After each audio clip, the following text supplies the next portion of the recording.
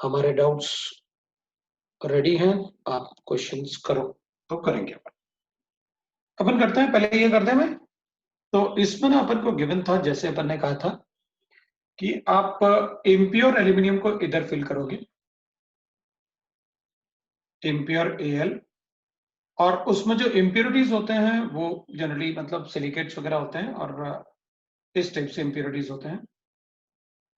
और इसमें अपन ऐड करते हैं, एक और बनाते हैं जिसमें होता है that is BaF2, instead of CaF2 हम BaF2 लेते हैं और क्रायोलाइट लेते हैं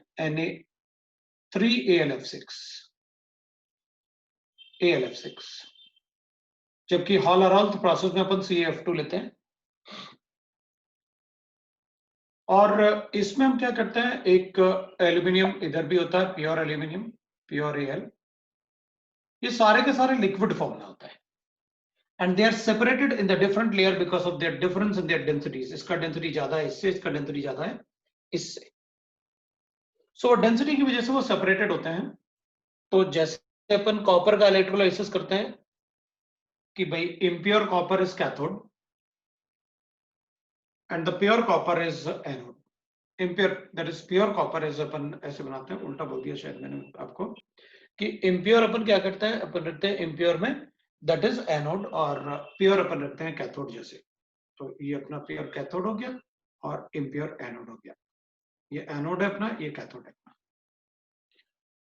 अब इसमें जब अपन इलेक्ट्रोलाइसिस करेंगे तो व्हाट विल हैपन, ये इलेक्ट्रॉन देगा तो इसके अंदर इलेक्ट्रॉन आएंगे, इसके अंदर इलेक्ट्रॉन आएंगे, तो ये AlF3+3 को ये इससे Al+3 Al में जाएगा, तो इसमें जो Al+3 है वो इससे आएगा। इसमें अपन कंटिन्यूअसली ऐड करते रहेंगे बाय सम मेथड्स, कि भाई इसमें हम इम्प्योर Al ऐड करते रहेंगे, तो और इससे प्योर Al निकालते रहेंगे, it is a melted form. तो this is the Hoops process by the electrolysis. इसमें अपन से पूछते हैं, this is used for the to increase the conductivity as well as for to lower the melting point of alumina, जो Al2O3 और oxide के form में होता है। So like that we use right that is the refining process of aluminium. इसमें Al इससे यहां जाएगा, इससे Al यहां जाएगा, और इम्प्योर Al हमसे एल्यूमिनियम कंटिन्यूअसली इसमें ऐड करते रहेंगे इन फॉर्म ऑफ Al2O3। तो अपन ऐड करते रहेंगे, this is the Hoops process. Hall Heroult process में ठीक था, बट उसमें for each kg of aluminium half kg of the electrode is used, so इसलिए अपन को प्रॉब्लम हो रहा था। ठीक है, तो ये अपना हो गया, that is the Hoops process. अब अपन कर सकते हैं डाउट्स अपने। हमने लास्ट टाइम 30 तक डिस्कस किया था, अभी 34 भी आ रहा है, 36 भी आ रहा है। चलो इतना काफी है, अपन 31 32 देखते हैं पहले। 31 में अपन को गिवन है, 31 में अपन को गिवन है 31, दैट इज NaNO2, तो डाइजोनियम बना के अटैक करवा दो ना, electrophilic aromatic substitution 0 to 5 degree centigrade given है ना आपके पास, ये गिवन है, इसका डाइजोनियम बनाओ और डाइजो कपलिंग दिखाओ ना, intramolecular Dizo coupling para position पे लिखो ना, क्या प्रॉब्लम है, दैट इज द प्रोडक्ट।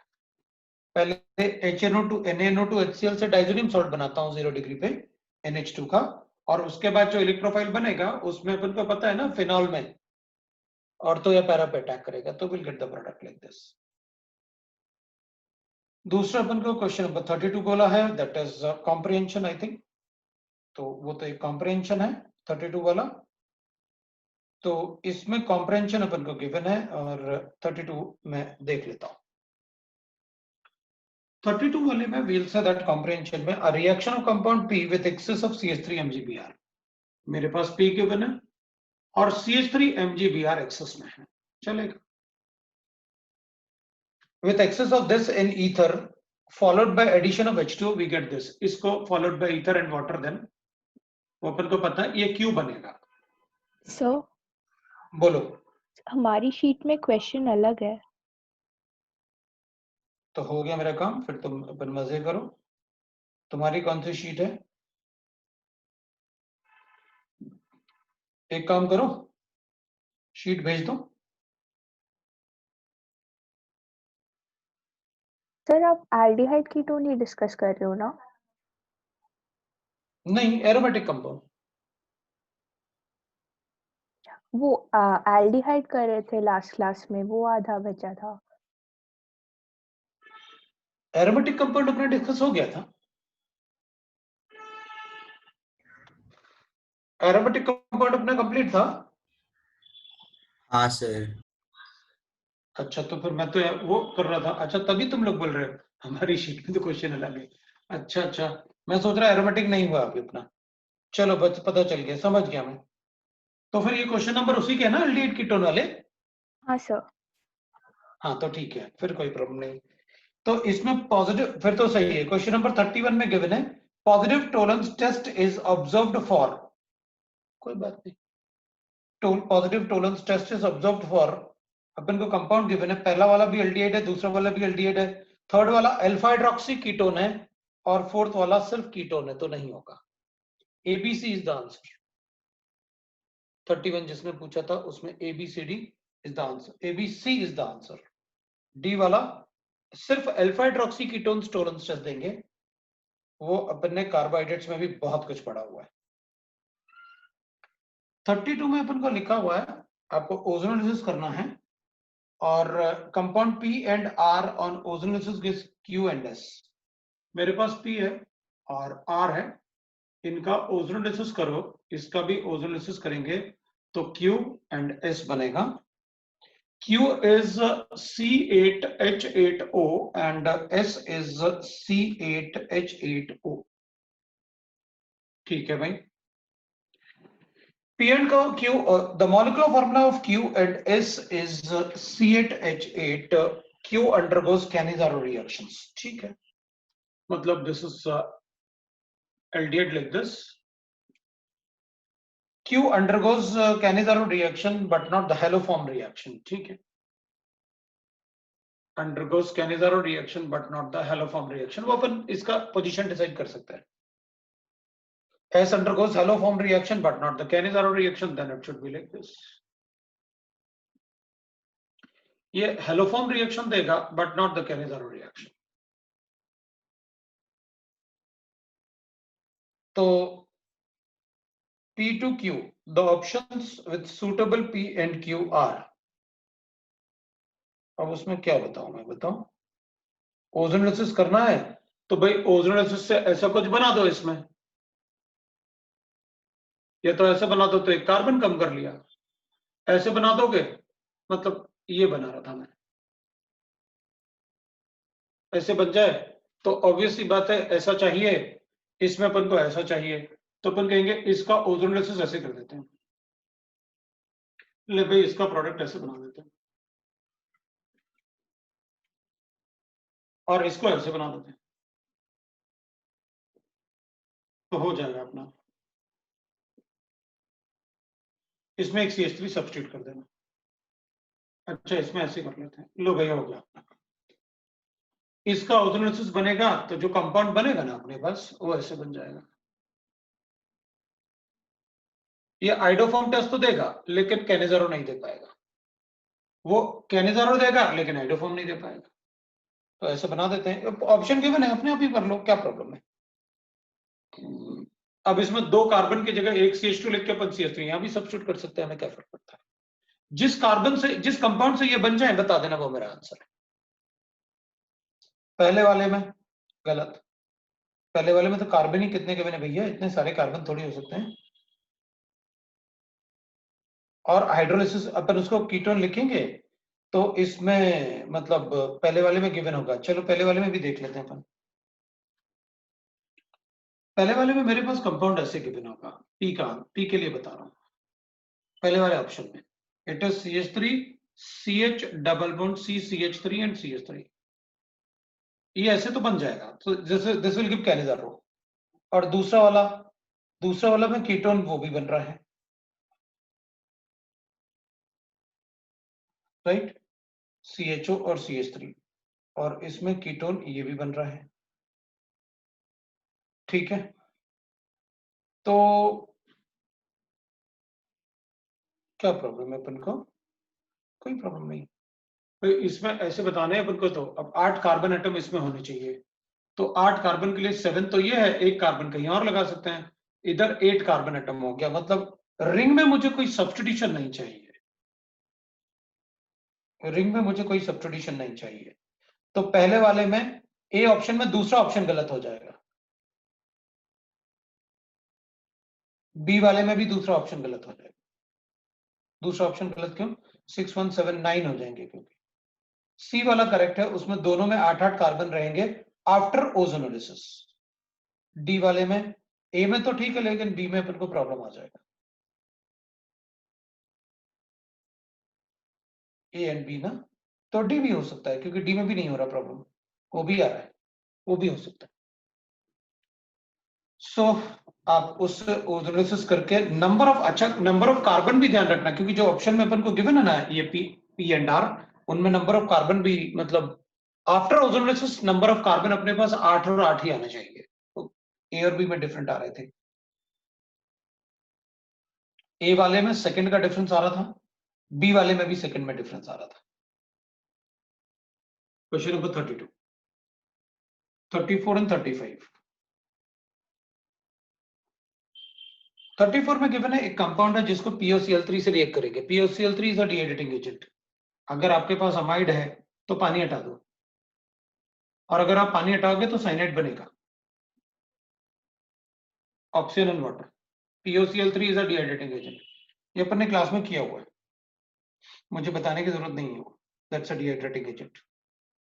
और जिसने पूछा है वो ठीक नहीं है, क्योंकि ये तो मैंने कई बार बताया हुआ है, ये क्वेश्चन ही क्लास में बताया हुआ है, अमाइड से डिहाइड्रेशन। फिर 35 में we are given that, 35 question को देखते हैं। देखो भाई 35 में अपन को गिवन है बेंजाइल क्लोराइड, ठीक है भाई, अपन ने बेंजाइल क्लोराइड बना लिया। इसको अगर आप KCN से रिएक्ट करोगे तो CN हटा दूंगा, Cl हटा के CN लगा दूंगा, तो CH2Cl। आप बताओ क्या करना है? NaOET और ETOH, मतलब बेस के साथ रिएक्ट कर रहे हो, और उसके बाद आप कर रहे हो PHCHOH के साथ हीट कर रहे हो, ये तो कपलिंग रिएक्शन है। मैं इसको बेस से रिएक्ट करूंगा तो इससे एनाइन बनाऊंगा, इस एनाइन का कपलिंग करूंगा डबल बॉन्ड H के साथ।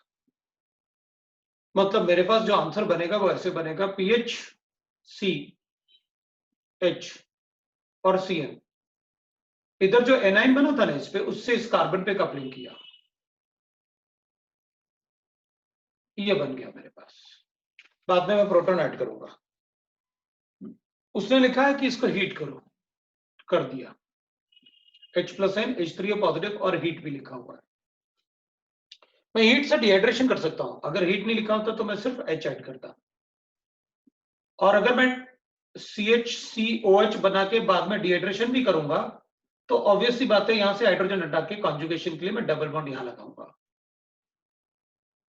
उसके बाद आपने कहा है कि हाइड्रोलिसिस हो रहा है, आपने SOCl से रिएक्ट करवाया है, तो SOCl तो भाई OH को रिप्लेस कर सकता है, यहां तो कुछ है ही नहीं, तो अपन कहेंगे अच्छा इस हाइड्रोलिसिस से ये भी तो हाइड्रोलाइज्ड होगा, तो कार्बोक्सिलिक एसिड। अब उसने कहा कि भाई मैं इसको SOCl से रिएक्ट करूंगा, अपन को पता है वो Cl में कन्वर्ट होगा, आगे बोलो। तो उसको अगर मैं Cl में कन्वर्ट करूंगा तो PHC double bond C double bond OCl बन गया, और ये CH और PH है। उसके बाद क्या, तो आपने कहा अमाइड के साथ रिएक्ट करूंगा मैं, तो अमाइड के साथ रिएक्ट करूंगा तो इसको रिप्लेस करता हूं मैं, CH3NH2 that is a nucleophilic SN2TH reaction,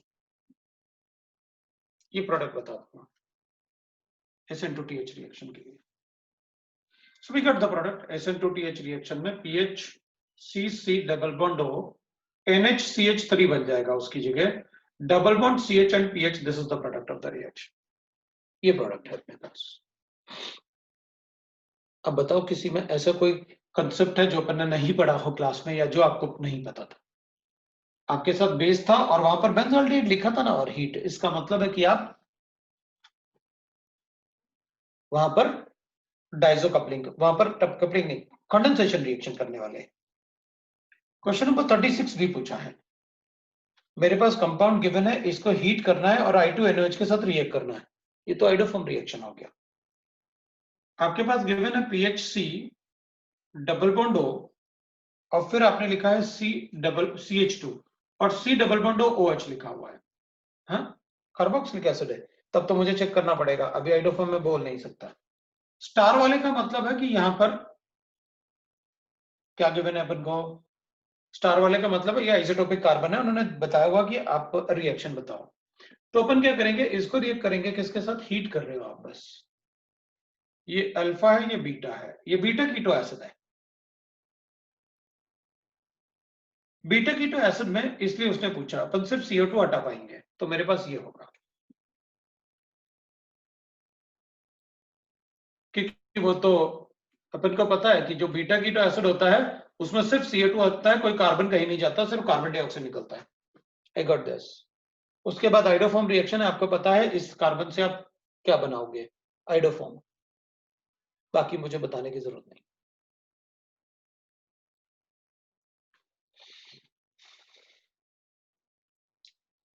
ठीक है,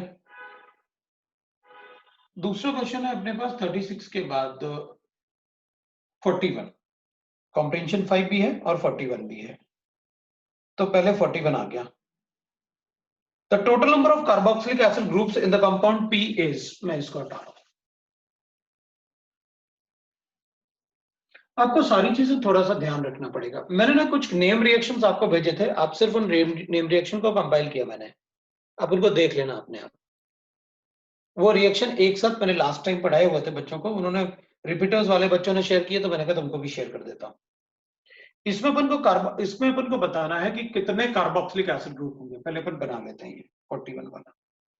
इसमें अपन को गिवन है इसे डबल बॉन्डो, यहाँ एक डबल बॉन्ड है, और फिर उसके बाद अपन को गिवन है C डबल बॉन्डो, इधर एक O गिवन है, इधर भी C डबल बॉन्डो और एक O गिवन है। ठीक है भाई, क्या करना है इसको, ये कह रहा है पहले आप इसका हाइड्रोलिसिस कर लो। हाइड्रोलिसिस करेंगे तो, और उसके बाद आपने हीट भी किया है, हाइड्रोलिसिस करूंगा तो ये कार्बोक्सिलिक एसिड और ये कार्बोक्सिलिक एसिड हो जाएगा मेरे पास। तो एक तो कार्बोक्सिलिक एसिड ये बन जाएगा, ये डबल बॉन्डो और ये COH और ये भी COH। अगर आप हीट करोगे तो सब गड़बड़ हो जाएगी, क्यों, क्योंकि ये अल्फा बीटा कीटो एसिड है, मतलब मेरे पास जो कंपाउंड बनेगा वो ये नहीं बनेगा। इसमें से 2 CO2 निकालो, 2 CO2 निकालोगे तो आपके पास सिर्फ ये कंपाउंड बचने वाला है, और इसमें कीटोन, ये आपको ये बचेगा, ये बचेगा। तो उसके बाद आप ओजोनोलिसिस करने वाले हो, ऑक्सीडेटिव ओजोनोलिसिस, और ऑक्सीडेटिव ओजोनोलिसिस का मतलब है आपने H2O2 दे रखा है, यहां पर ऑक्सीजन लिखोगे और दोनों एल्डिहाइड बने हुए हैं। अगर दोनों एल्डिहाइड बनेंगे तो ऑक्सीडेटिव ओजोनोलिसिस में जो एल्डिहाइड बनता है ये भी CHO था और ये भी CHO था, जो ये डबल बॉन्ड से अटैच थे। तो अपन को डबल बॉन्ड एल्डिहाइड को ऑक्सीडेटिव ओजोनोलिसिस में कार्बोक्सिलिक एसिड बनाना होता है, तो इस कंपाउंड में 2 कार्बोक्सिलिक एसिड ग्रुप है, ये आपके प्रोडक्ट थे। अब 40 भी बताओ, ऐसे थोड़ी होता है यार, हम भी पूछेंगे, तुमने पूछ तो लिया।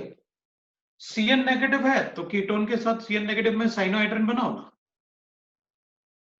ये C2H5 है, ये CH3 है, C डबल बॉन्ड पर CN अटैक किया, आई गॉट दिस। अब क्या करें, 82% H2SO4 है, नहीं 95%। तो बताओ OH बनेगा ना अगर एसिड के साथ रिएक्ट करोगे तो, फिर 95% का मतलब है concentrated. If it is a concentrated acid तो मैं इसका डिहाइड्रेशन भी शो करूंगा, और डिहाइड्रेशन भी यहां पर, इधर CN कॉन्सेंट्रेटेड के साथ। अब इतना अच्छा एसिड है तो मैं इसका हाइड्रोलिसिस भी कर सकता हूं, ये भी ध्यान रखना। तो मैं उसका हाइड्रोलिसिस भी करूंगा, क्योंकि ऑब्वियसली बात है अगर एसिड से रिएक्ट करोगे तो साइनाइड को मैं कार्बोक्सिलिक एसिड में कन्वर्ट करूंगा। तो पहले तो अपन ने ये बनाया था, बाद में अपन ने 95 के साथ वो डिहाइड्रेशन करके हाइड्रोलिसिस कर दिया, तो ये प्रोडक्ट बन गया अपने पास। कॉम्प्रिहेंशन 5, कॉम्प्रिहेंशन 5 को अपन डिस्कस करेंगे। पहले कॉम्प्रिहेंशन 5 को डिस्कस करने के लिए पहले हमें एक आउटलाइन बनाना ही पड़ेगा और उस आउटलाइन के बेसिस पे फिर अपन क्वेश्चन को सॉल्व करेंगे।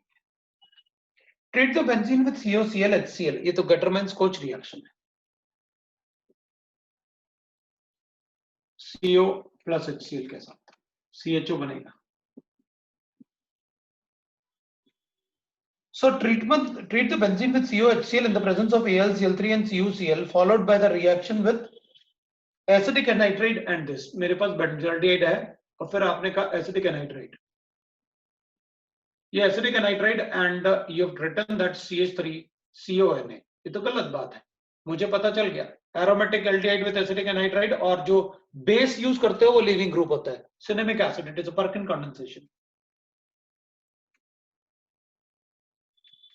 It's a Perkin condensation. This is Gutterman-Skoch reaction.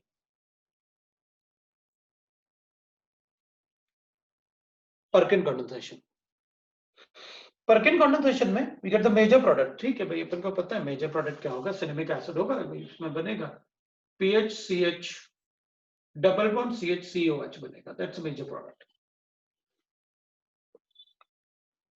फिर अपन को लिखा है कि भाई अपन को given है this gives a compound X as the major product। ठीक है, compound X on treatment with upon treatment with Br2 Na2CO3 मतलब aqueous Br2, ठीक है, in a basic medium Br2 NaOH followed by heating with this with moist KOH gives a major product Y।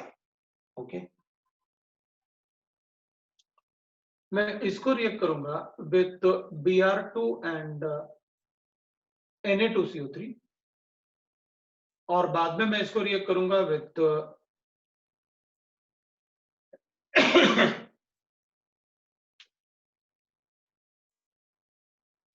aqueous KOH, that is a moist KOH,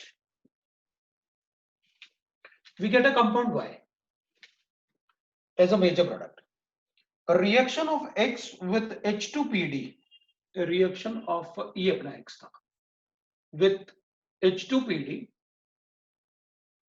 a reaction of X with H2PD followed by H3PO4 on treatment gives Z as a major product। पहले इससे react करें H2PD,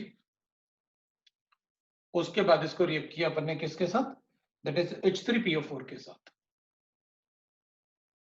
तो we'll get that Z as a major product। थोड़ा सा hidden है लेकिन अपन को कोई प्रॉब्लम नहीं होना चाहिए। तो अपन से पूछा कंपाउंड Y बताओ पहले क्या बनेगा, तो ठीक है कंपाउंड Y अपन चेक कर लेंगे। Y और Z पूछा है, उसने X पूछा ही नहीं। ठीक है, तो अपन क्या करेंगे, इसमें Br2 का एडिशन के अलावा कुछ नहीं हो सकता, तो पहले अपन क्या करेंगे Br2 का एडिशन कर लेते हैं। Br2 का एडिशन कर देते हैं और कुछ नहीं ना, अपन से कोई reaction Br2 X upon reaction with Br2 और NaOH followed by heating with this Br2 and Na2CO3 और फिर उसको हीट कर दें।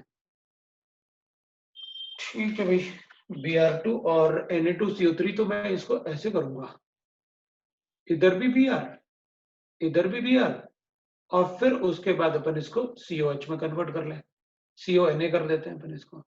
ठीक है भाई, अब क्या, अब ये कह रहे हैं कि आपने एक्वस NaOH से इसको रिएक्ट 473 मतलब 300 डिग्री सेंटीग्रेड पे हीट किया टू गेट मेजर प्रोडक्ट। अब इसको अपन हीट करेंगे एट 400 डिग्री सेंटीग्रेड।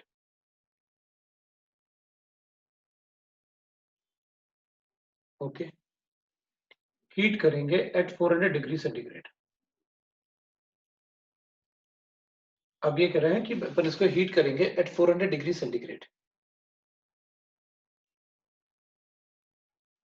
इसमें क्या बनाएंगे, तो अपन यहां तक तो बनेगा डबल बॉन्ड हट गया और H3PO4 के साथ मैं ऐसे कर सकता हूं, CH2 CH2 COH हो गया और H3PO4 के साथ मैं कार्बोकैटायन बना सकता हूं, तो इसका एसाइलेशन कर सकता हूं 1 2 3 4 5 नंबर रिंग, मतलब ऐसे बन जाएगा। ये बन सकता है इसमें अगर प्रोडक्ट गिवन है तो। और इसके लिए अपन कहेंगे, पहले अपन देख लेते हैं, वो जेड भी पूछा था अपन से, जेड में साइक्लाइजेशन हो रहा है, सो ए वाला ही प्रोडक्ट हो जाएगा क्योंकि इसमें डबल बॉन्ड कहीं नहीं बचेगा, ये अपन रिड्यूस कर चुके हैं डबल बॉन्ड को। इसका मतलब ये है कि ये तो अपना 100% करेक्ट था, इसके साथ रिएक्ट करके अपन देख चुके हैं, है ना, उसके साथ अपन रिएक्शन करके देख चुके हैं कि ये अपना करेक्ट है, मतलब ये भी अपना करेक्ट है। अब ये कह रहे हैं कि अपने पास अब अपन क्या कर सकते हैं कि ऑप्शन ही ढूंढ लेते हैं अपन। Na2CrO3 Na2CO3 मतलब बेसिक मीडियम में मैं इसको तो नहीं हटा सकता, वो ये तो बन जाएगा, बट Br2 का एडिशन तो करना पड़ेगा, क्योंकि इधर Br तो इस पे Br तो सिर्फ एक ही कंडीशन में आ सकता है, जब आप क्या करो SOBr2 PBr3 या PBr5, तभी पॉसिबल है, वरना COH में Br नहीं आ सकता। तो मेरा ऑप्शन ए और डी खत्म हो गया, मेरा ऑप्शन सी और बी बचा हुआ है। बी और सी में अगर मैं चेक करूंगा ऑप्शन बी एंड सी, तो मेरे पास एक्वस NaOH तो है, उसके बाद बेसिक मीडियम में एसिड तो नहीं लिखने वाला मैं, क्या करूं, ऑप्शन बी भी जा रहा है फिर मेरा बेसिक मीडियम में। चलो मान लेता हूं कि उसने प्रोडक्ट बनाने के लिए लिख दिया होगा, ये वाला Br भी इजीली रिप्लेस हो सकता है जितना इजीली ये हो सकता है, और ये वाला Br ज्यादा इजीली रिप्लेस हो सकता है इसके कंपैरिजन में, बिकॉज उसमें एनजीपी रिएक्शन है, उसमें एनजीपी रिएक्शन है, तो उसके साइड वाले Br को हटाओ ना, कार्बोक्सिलिक एसिड के, नहीं उसने दूसरा हटाया हुआ है। डी बन सकता है क्या, डी के बनने के चांसेस ज्यादा इसलिए हैं क्योंकि आपने उसको 473 डिग्री सेंटीग्रेड लिखा है, अगर मैं इसमें डी कार्बोक्सिलेट करता हूं तो ये हट जाएगा, pH CH double bond C Br बचेगा मेरे पास, और CO2 और NaBr निकल जाएगा, और एक्वस के मॉइस्ट KOH के साथ हाई टेम्परेचर पे मैं डबल बॉन्ड इधर ट्रिपल बॉन्ड बना सकता हूं डिहाइड्रोहेलोजिनेशन से, ये ट्रिपल बॉन्ड बन सकता है ऐसे, तो ऑप्शन सी भी बन सकता है। ऑप्शन बी को अगर मैं थोड़ा सा प्रेफरेंस देता, अगर मैं वो कार्बोक्सिलिक एसिड के साइड वाले Br को हटाता क्योंकि उसमें एनजीपी रिएक्शन है।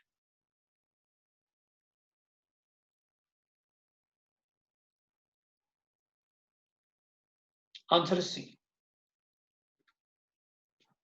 क्योंकि उसमें ट्रिपल बॉन्ड बनेगा, CO2 उसने हीट किया तो CO2 लिबरेट हुआ and we get a double, leaving ability अच्छा है ना, इसलिए वो रिएक्शन होगा। तो ये वाला पार्ट तो कंफर्म हो गया था यहां से भी, ये तो अपन को पता था दैट इज नेम रिएक्शंस, और अपने पास प्रोडक्ट आ गया 46 47, दैट इज कॉम्प्रिहेंशन 5।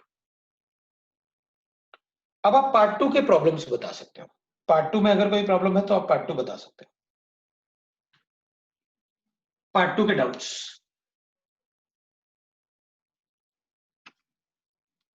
पार्ट 2 में अगर कोई डाउट है तो आप बता सकते हैं, पार्ट 2 में कोई डाउट्स है तो आप बता सकते हैं।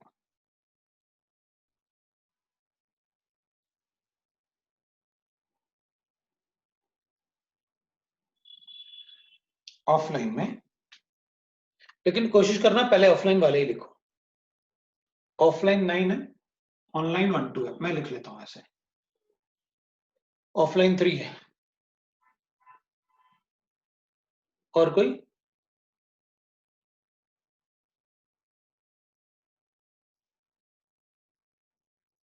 ऑफलाइन का 3 and 9 है। रिएक्शन ऑफ साइक्लोहेक्सेनोन विद डाइमेथाइलामाइन, ठीक है, साइक्लोहेक्सेनोन है अपने पास, और डाइथाइल अमाइन है।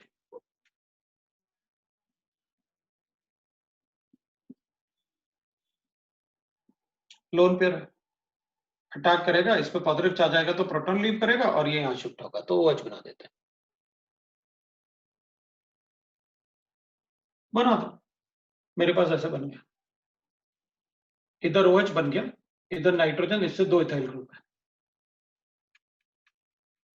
अब क्या, इस पे लोन पेयर, इसने एक इलेक्ट्रॉन डोनेट किया था ना, तो ये शिफ्ट हुआ, तो यहाँ पॉजिटिव चार्ज आया, प्रोटॉन लीव कर दिया, तो नाइट्रोजन पे अब भी लोन पेयर है।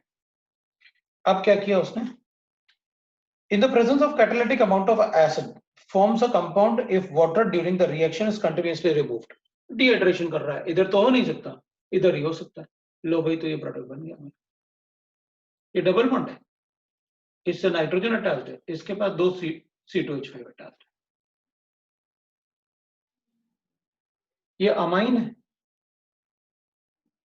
और ये ईन है, ईन भी है अमाइन भी है, तो एन अमाइन है। क्या करना है, the compound formed is generally known as ene plus amine, N amine. ठीक है, चलेगा। क्वेश्चन नंबर 9, 9th वाले में, on vigorous oxidation of compound with KMnO4। ठीक है, पहले कंपाउंड लिख लेते हैं, vigorous oxidation of compound with KMnO4, CH2, COH, CHO ऐसे कितने, इसका विगरस ऑक्सीडेशन करता है, on vigorous oxidation of by permanganate solution, no, only by permanganate solution, vigorous oxidation करो, the compound gives, देख भाई अगर थोड़ा ठीक ठाक लिखें तो ये बता दो, CH3 2 डिग्री एल्कीन को कार्बोक्सिलिक एसिड में कन्वर्ट कर लो, और ये इजीली कन्वर्ट हो जाता है, इसलिए अपन उसे कार्बोक्सिलिक एसिड में कन्वर्ट कर ले। तो बेस्ट ऑप्शन तो मेरे लिए यही है, इससे कम तो नहीं हो सकता, इससे ज्यादा ही हो सकता है। वो क्या भाई, इसको भी ऑक्सीडाइज कर सकता हूं कीटोन को, कैसे, पॉप्स रूल है ना, सिमेट्रिकल है, तो अपन को पता है क्या करना है। तो अगर सभी ऑप्शन में कीटोन गिवन है, इसलिए फिर कीटोन को कुछ नहीं करूंगा, पहले में कीटोन गिवन, दूसरे में नहीं गिवन है, वहां OH है, नहीं पॉसिबल नहीं, विगरस ऑक्सीडेशन में तो डबल बॉन्ड का ऑक्सीडेशन होगा, तो सेकंड वाला ऑप्शन तो वैसे ही चला गया। 1, 3 और 4 में कीटोन है, इसका मतलब कीटोन तो रखना है, इसके लिए अपन को पता है ये कार्बोक्सिलिक एसिड होगा, ये 2 डिग्री एल्कीन है, इसलिए कार्बोक्सिलिक एसिड होगा।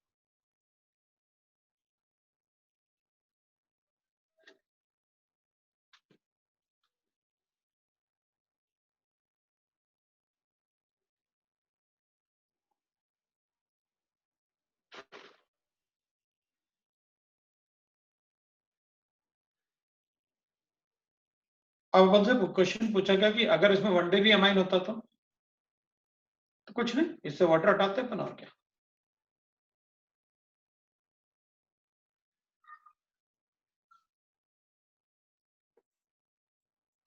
क्वेश्चन नंबर 12 भी पूछा है, 12 में आपने पूछा है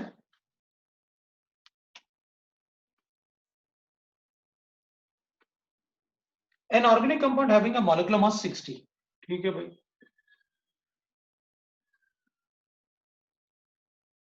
कंटेन कार्बन 20%, 60 ये nitrogen and rest is oxygen. ठीक है, परसेंटेज गिवन है।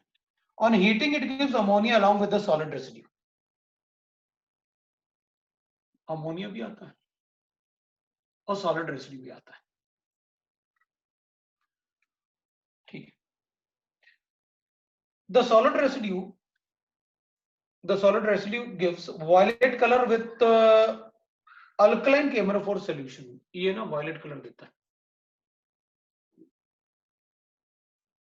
With alkaline KMnO4, alkaline copper sulphate solution, मतलब कॉपर अमोनियम कॉम्प्लेक्स बना रहा है।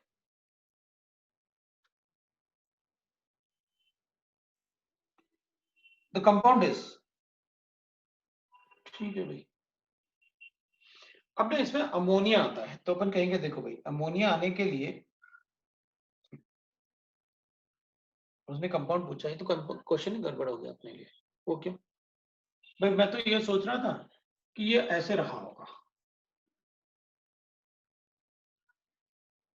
इसको हिट करूंगा तो अमोनिया लिबरेट होगा, तो ऐसा कुछ था नहीं। अब ये क्वेश्चन इतना इजी हो गया भाई, आपने मॉलिक्यूलर वेट क्यों दिया? सबसे पहले तो मैं ये चेक करूंगा कि किसका मॉलिक्यूलर वेट 60 है। अगर सबका मॉलिक्यूलर वेट 60 है तो किसी एक में कैलकुलेट कर लूंगा परसेंटेज। जैसे अपन ने कहा भाई पहले वाले का मॉलिक्यूलर मास चेक करते हैं, कितने कार्बन है? 3 कार्बन है, 36, एक नाइट्रोजन 14, एक ऑक्सीजन 16, और क्या हाइड्रोजन कितने? 9, 12 और 16 और 9, 25, 5 में आ रहा है। पहला वाला है ही नहीं ऑप्शन। दूसरा वाला यूरिया है 60 है, वो ऑप्शन है। फिर थर्ड वाला है CH3C डबल बॉन्ड OH है, NH2। तो फिर कहेंगे कार्बन हो गया 2, 24, और 24 प्लस 16 प्लस नाइट्रोजन 14, और अमाइड में ना नाइट्रोजन 14 हो गया, एक नाइट्रोजन, एक ऑक्सीजन, 2 कार्बन और हाइड्रोजन 5 हो गया। तो कितने हो गए? ये 10 और ये 9 आ रहा है अपने पास, तो 49 आ रहा है। ये तो क्वेश्चन ही बेकार हो गया। CH3CnO, ठीक है, NCO या CnO जो भी है, NCO लिखा हुआ वैसे तो ठीक है। इसमें कार्बन 12, 14 और नहीं, कार्बन 2 है ना, 24, 24 प्लस 16 और प्लस 3, ये क्वेश्चन क्या मतलब? इसमें कुछ है ही नहीं क्वेश्चन, क्या पता मुझे। ऑनलाइन कुछ होता है, ऑनलाइन का 3, 1, 1, 2, 3, 5, 6। Which of the अपन देखते हैं, which of the following reaction will not result in the formation of carbocation bond? है carbocation bond, carbonation bond. Carbonation bond मतलब कार्बन कार्बन बॉन्ड। बताओ किस रिएक्शन में कार्बन कार्बन बॉन्ड नहीं बनता? ठीक है, राइमर टाइमर बनता है, फिनॉल में होता ना भाई, ये कार्बन कार्बन बनेगा तभी तो CHO बनेगा, बनता है। Friedel craft reaction, Friedel Crafts acylation reaction बनता है, बेंजीन पे C तो अटैक करता है। वुड्स रिएक्शन, उसमें तो डबल होते हैं कार्बन, बनेगा ही बनेगा कार्बन, तो एक ही बचा कैनिज़ारो रिएक्शन। ठीक है, Tishchenko reaction is a modification of, obvious सी बात है। टिशनको रिएक्शन में कंडेंसेशन हो रहा है, so Tishchenko reaction will be like Cannizzaro reaction. बस कैनिज़ारो रिएक्शन में क्या होता है? एरोमेटिक एल्डिहाइड होता है, और टिशनको रिएक्शन में एलिफेटिक एल्डिहाइड होता है। रिएक्शन दोनों की एक जैसे। इसमें aluminium ethoxide that is a base use होता है, और इसमें भी NaOH या KOH यूज होता है। इसमें आप क्या करते हो? इसमें लिखते हो एक एसिड लिखते हो और एक अल्कोहल लिखते हो,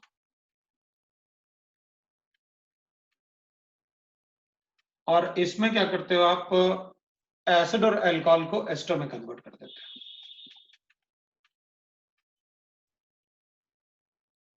ये बना देते हैं। So it is like a Cannizzaro reaction.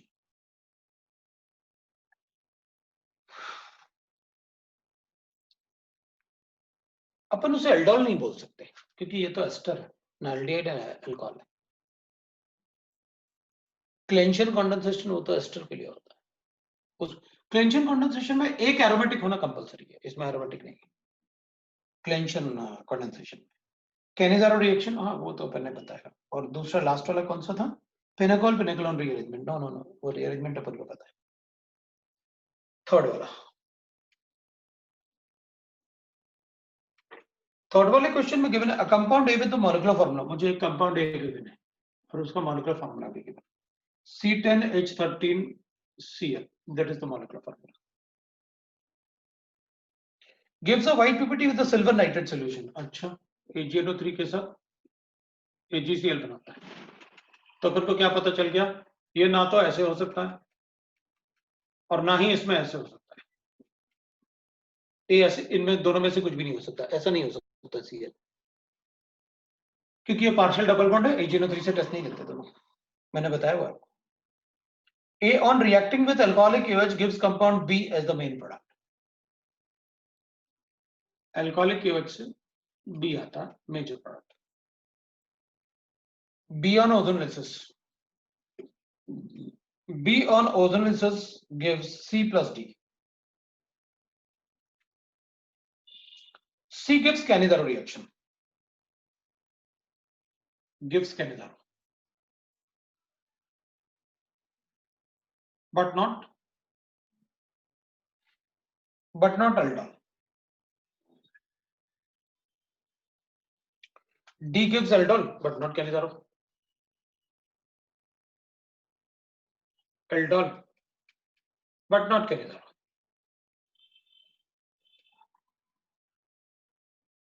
ठीक है, पहले अपन ये चेक करते हैं DU कितना है, 10 है, 20 होना चाहिए था, 22 और उसमें से एक इसको ऐड कर देते हैं, 22 होना चाहिए था, तो 4 डिग्री DU है। ठीक है, तो बेंजीन लेके चलते हैं ना, एक डबल बॉन्ड तो क्रिएट कर ही रहे हैं अपन ओजोनोलिसिस के लिए,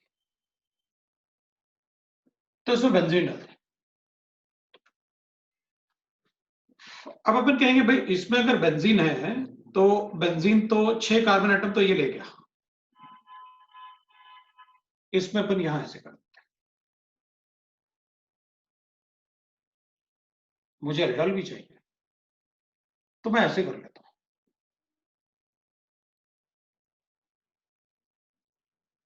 6 और 4 10 हो गए, 4 डिग्री DU था, यहां पर डबल बॉन्ड बनाऊंगा, ये AgCl टेस्ट देगा क्योंकि ये एरोमेटिक से अटैच नहीं है, ऐसा कोई ग्रुप नहीं है इसमें। इधर जो डबल बॉन्ड बनेगा उसमें PHCH double bond CCH3 and CH3 बनाएगा, ओजोनोलिसिस करूंगा, गिव्स कैनिज़ारो मतलब PHO बनेगा, लेकिन एल्डोल नहीं देगा,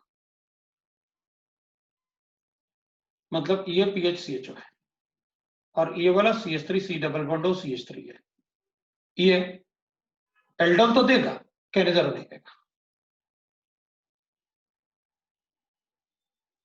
ये भी बना सकते हैं, पर एल्डेट भी बना सकते थे, मतलब ऐसे इसमें एक और लिख दो ना, क्या फर्क पड़ेगा, मतलब ऐसे बनाते तो भी क्या फर्क पड़ता, कुछ फर्क पड़ता क्या इससे?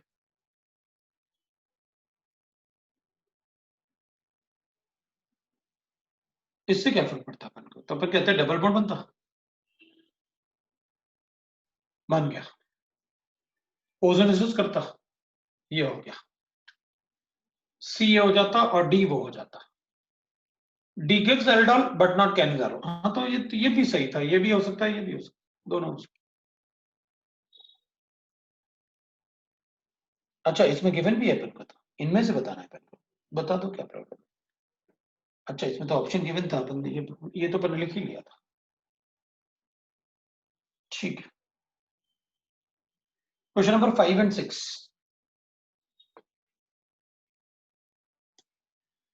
5 में मुझे गिवन था correct statement about the synthesis of इथेरियोटॉल used in the preparation of PENT, polyethylene nitride, है ना, टॉलिन नाइट्राइड, ये मतलब it is a explosive, PETN। The synthesis requires aldol condensation and 2 Cannizzaro reactions। Class में बनाया हुआ है, ऐसा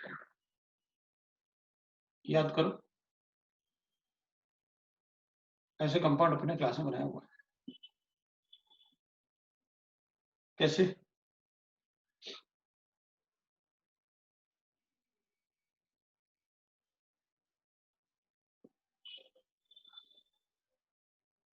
क्लास में बनाया हुआ है,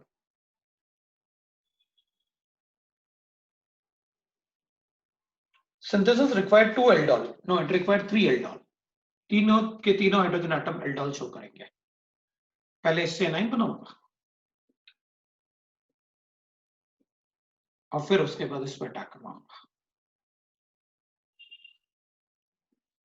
तो यहां पर एक CH2H बनेगा,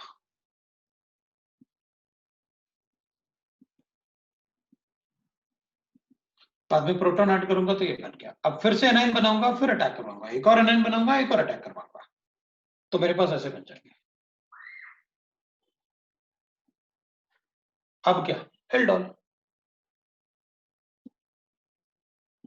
इसमें भी अल्फा हाइड्रोजन एटम नहीं है, इसमें भी नहीं है, तो फॉर्मिक एसिड हमेशा कार्बोक्सिलिक एसिड बनाता है, और ये वाला ये बना देगा, ये अल्कोहल, ये एसिड। तो एक बार कहने जा रहा हूं, 3 बार एल्डोल। देखो भाई, डी ऑप्शन, फोर्थ वाला ऑप्शन। 6 वाले में क्या गिवन है अपन को देखते हैं। A compound with molecular formula C8H8O2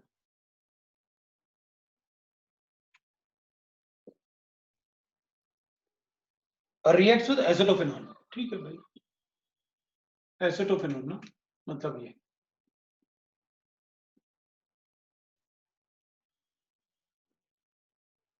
to form a single crossed aldol product in the presence of base.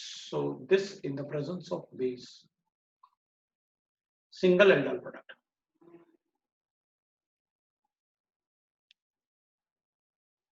Cross product.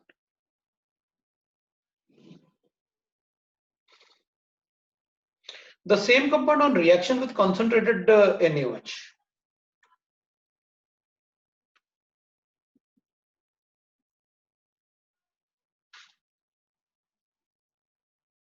forms benzyl alcohol as one of the product. Forms benzyl alcohol as one of the product.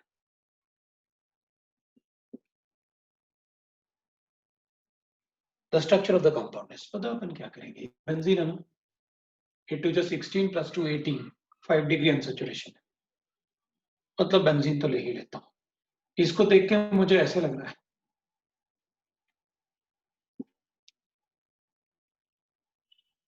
As one of the product कहा ना उसने, तो अपन ऐसे कर देते हैं, और उसने ऑप्शन भी दिया है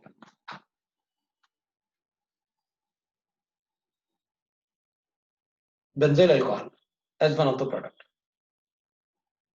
भाई ए वाला कहने जरूर देगा, बी वाला कहने जरूर नहीं देगा, उसमें बेंजील अल्कोहल बना भी नहीं सकते बी वाले में विदाउट रिडक्शन। आप कुछ भी कर लो, 3 वाले में आप बेंजील अल्कोहल नहीं बना सकते विदाउट रिडक्शन, आप कुछ भी कर लो। 4th वाले में आप बेंजील अल्कोहल नहीं बना सकते, क्योंकि आप हटाओगे कैसे CH3 को CH2H बनाने के लिए।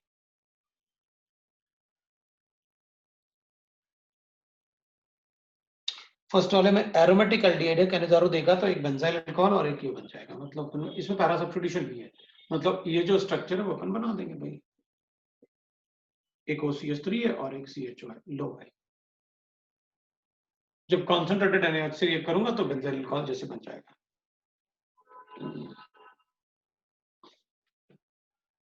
ऑर्थोमेथॉक्सी benzyl alcohol, orthomethoxy carboxylic acid. 7th वाले में आपने डाइल्यूट NaOH लिखा है, एल्डोल कंडेंसेशन लिखो ना, the major product of the following reaction, तो बताओ ना इसमें क्या प्रॉब्लम है, डाइल्यूट NaOH के साथ।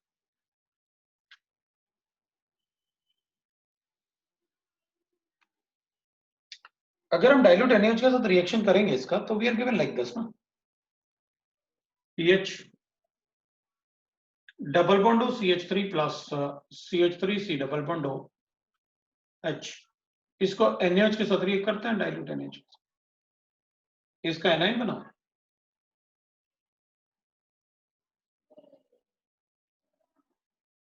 इस पे अटैक करना। ऐसा कुछ मेजर माइनर कुछ बताया अपन को, क्योंकि मैं क्या सोच रहा हूं कि भाई ये तो क्रॉस प्रोडक्ट है, एक ही प्रोडक्ट दे रखे हैं, एक से ज्यादा प्रोडक्ट तो नहीं दे रखे अपन को, तो फिर अपना कंसेप्ट अपन को देखना पड़ेगा भाई सही है कि नहीं। क्या इन दोनों में से डेल्टा पॉजिटिव चार्ज किसके पास ज्यादा है, जिसके पास डेल्टा पॉजिटिव चार्ज ज्यादा होगा एनाइन उस पर अटैक करेगा, इस पे ज्यादा है, तो इससे एनाइन बनाओ, इस पर अटैक कर लो, खत्म हो गया। हीट तो नहीं किया ना, नहीं, मतलब एल्डोल प्रोडक्ट चाहिए, तो मैं पीएच और सी डबल बॉन्ड हो तो सेफ है, ये एनाइन बना था जो इससे अटैच किया, इससे एनाइन, तो अपने पास COH बनेगा और CH3 बनेगा। ये प्रोडक्ट देख लो भाई कहाँ है, क्योंकि अपन ने तो एक ही कंसेप्ट बताया सारे के सारे कंडेंसेशन प्रोडक्ट में कि जिस पे डेल्टा पॉजिटिव चार्ज ज्यादा होगा उस पे एनायन अटैक करेगा। इसके अलावा अपन ने दूसरा कोई कंसेप्ट पढ़ा ही नहीं।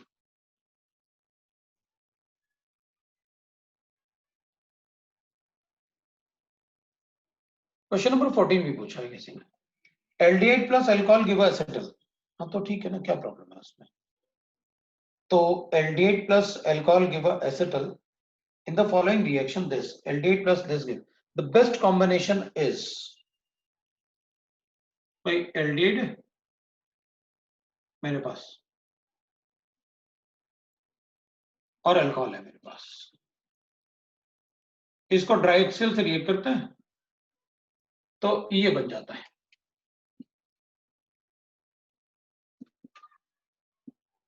तो बेस्ट कॉम्बिनेशन बताओ। तो अपन कहेंगे इसमें ना, क्योंकि एसिड कैटलाइज्ड है इसलिए ये ऐसे शिफ्ट होता है। तो बेस्ट कॉम्बिनेशन बताना है अपन को। कोई एल्डिहाइड गिवन है अपन को? अच्छा गिवन है, 2 एल्डिहाइड गिवन है अपन को। एल्डिहाइड चूज कर लेते हैं अपन, कोई प्रॉब्लम नहीं है। अब एक बार ये बन जाए तो फिर अल्कोहल का लोन पेयर अटैक करेगा और फिर बाद में प्रोटॉन लीव करेगा। तो अपन क्या करेंगे, ये अच्छा न्यूक्लियोफिलिक अटैक तभी कर पाएगा जब इसमें स्टेरिक एंट्रेंस नहीं होगा, मतलब ये स्मॉल होना चाहिए।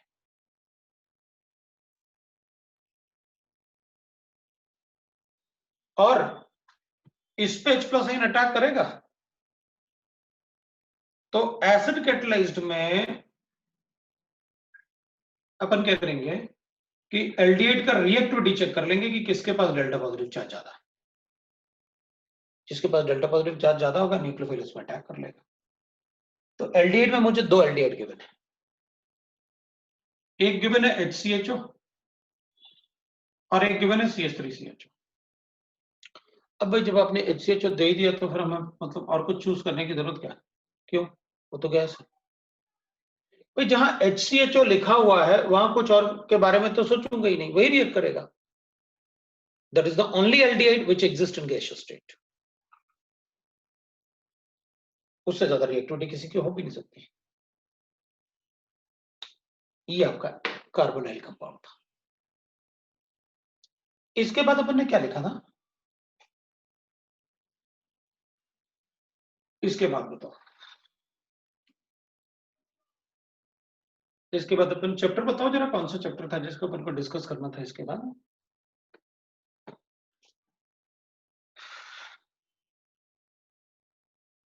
अभी एक्सरसाइज 2 बचा हुआ है। क्या कहा था अपन ने? Metallurgy and surface chemistry. तो पहले सरफेस केमिस्ट्री पे चलता है।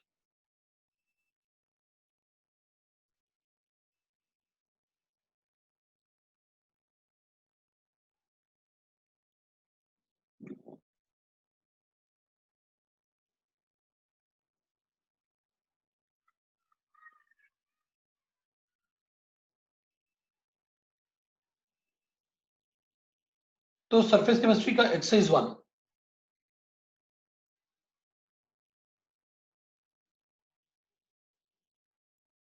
ये जो अपन डिस्कस कर ही रहे हैं तो अपन एक्सरसाइज 1 2 3 4 1 2 3 सारे डिस्कस करो ना, क्यों अपन ऐसे कर रहे हैं?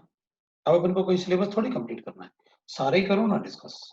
एक्सरसाइज 2 कर लेना अब आप, एरोमेटिक कंपाउंड और उसका। शायद अपन ने एरोमेटिक कंपाउंड का भी एक्सरसाइज 2 डिस्कस नहीं किया था, उसको प्लीज डिस्कस कर लेना। अब अपने पास कोई लिमिटेशन थोड़ी है कि अपन को कोई वो कंप्लीट करना है सिलेबस। सिलेबस अपना कंप्लीट है और जितना पढ़ना था उतना अपने अपन को आता है, इसलिए अपन को कोई टेंशन नहीं है। सरफेस केमिस्ट्री में पार्ट 1 में कोई डाउट है क्या? एक्सरसाइज 1 का पार्ट 1। अच्छा हो गया था डिस्कस, पार्ट 2 बाकी था, ठीक है। तो पार्ट 2 में कोई डाउट है तो बताओ। पार्ट 2 में अगर कोई डाउट है तो बताओ। एक्सरसाइज पार्ट 2 का C1 B1 B1 C1 D3। इसके अलावा कुछ और है? B1, C1, D3, B1, C1, D3 आया अब तक मेरे पास, बस यही डाउट है। तो B1 पे ही शुरू करते हैं, बाद में किसी को डाउट मिलता है तो वो पूछ लेगा, बट ऐसा नहीं करना, मैं भी कुछ पूछूंगा। B1 की बात करते हैं, वो कैटलिस्ट से रिलेटेड है। वैसे कैटलिस्ट के सारे क्वेश्चन अपन ऑर्गेनिक केमिस्ट्री को सोच के ही करेंगे, उससे कभी गलती नहीं होगी अपन से। पार्ट 3 का 2 कर दूंगा मैं, पार्ट 3 P3 है वो कर दूंगा मैं, कोई प्रॉब्लम नहीं। B1 में which of the following is false among the false statement? A catalyst is specific in its action. ये थोड़ी गलत हो सकता है, they are highly specific. A very small amount of catalyst can alter the rate of reaction. हाँ, क्योंकि recover होता है ना, बाद में फिर यूज हो जाता है। The number of free valencies on the surface of the catalyst increases the subdivision. जितना ज्यादा surface area होगा ना, उतना ज्यादा subdivision, catalyst break होता रहेगा, तो अलग अलग जगह होता रहेगा, surface area पर depend करता है ना। Ni is used as catalyst in the manufacture of ammonia. That is wrong, absolutely wrong. Iron is used as a catalyst and molybdenum as a propellant.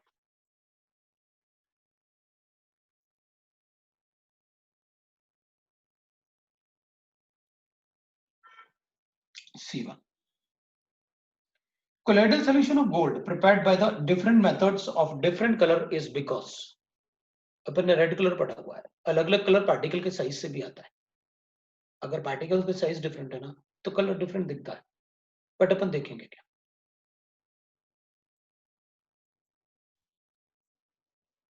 अब मैं इतना अच्छा बोल रहा हूँ कि एक बार डिमांड आ रहा है कि B1 का C भी एक बार और, चलो भाई अपन देखते हैं B1 का C भी एक बार और। पता क्या था, the number of free valencies, पता क्या होता है, जैसे Ni कैटलिस्ट कैटालिटिक हाइड्रोजनेशन के लिए, तो उसमें d ऑर्बिटल जो होते हैं ना, जितने ज्यादा d ऑर्बिटल खाली होंगे उतना ज्यादा क्या होगा, उसकी कैटालिटिक एक्टिविटी बढ़ेगी, उस सरफेस उतना d ऑर्बिटल में हाइड्रोजन अपना इलेक्ट्रॉन डोनेट करके एब्सॉर्ब हो जाएगा। वो क्या बोल रहा है, the number of free valencies on the surface of the catalyst, अगर इसको पाउडर्ड फॉर्म में लोगे तो फ्री वैलेंसीज ज्यादा होगी, अगर अपन पाउडर्ड फॉर्म में लेंगे तो फ्री वैलेंसीज ज्यादा होगी। Hello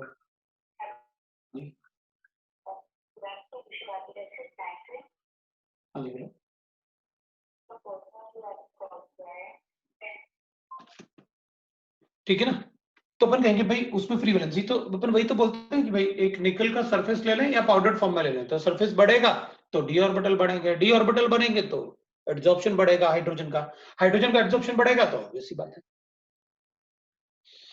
you know that what will happen, production fast होगा, ठीक, उतने ज्यादा हाइड्रोजन एटम होंगे ना अपने पास। पक्का समझ में आया ना।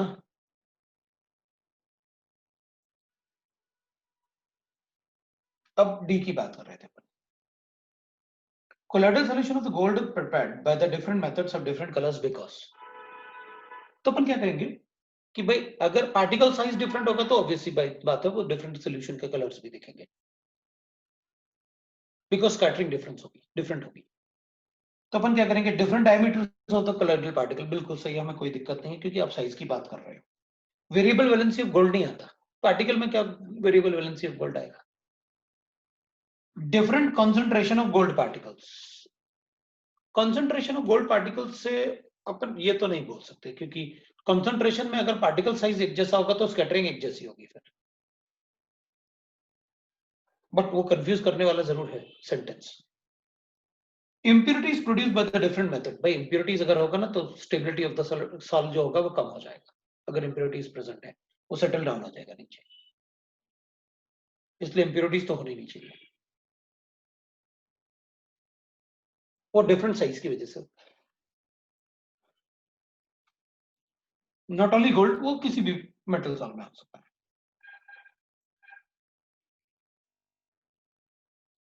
D3 bleeding is stopped by the application of ferric chloride, हाँ तो कोagulation होता होगा, और क्या बताया तो था आपने, डॉक्टर सीधा इंजेक्शन डाल देते हैं फेरिक क्लोराइड का।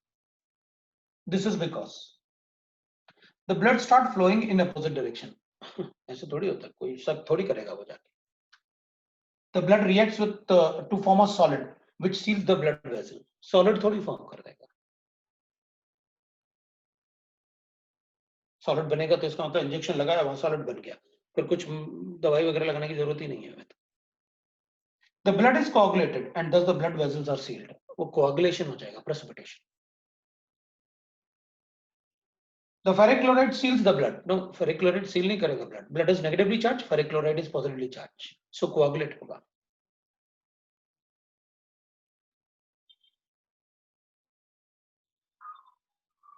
Right?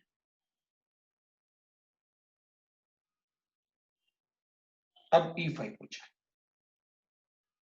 Which of the following ions is most effective in the coagulation of ferric hydroxide? Ferric hydroxide is a positively charged colloids. आप anion ले लो और वो भी ज्यादा चार्ज वाला.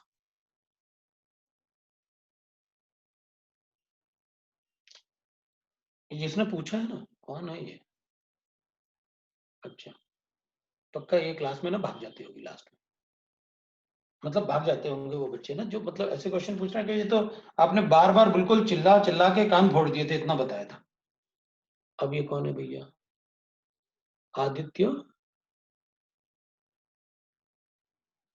आगे नहीं बोल रहा, कुछ सोते सोते उठ रहा है वो। ए पूछ रहा है, A6 है, A6 और A8 पहले अपन बताते हैं उसको।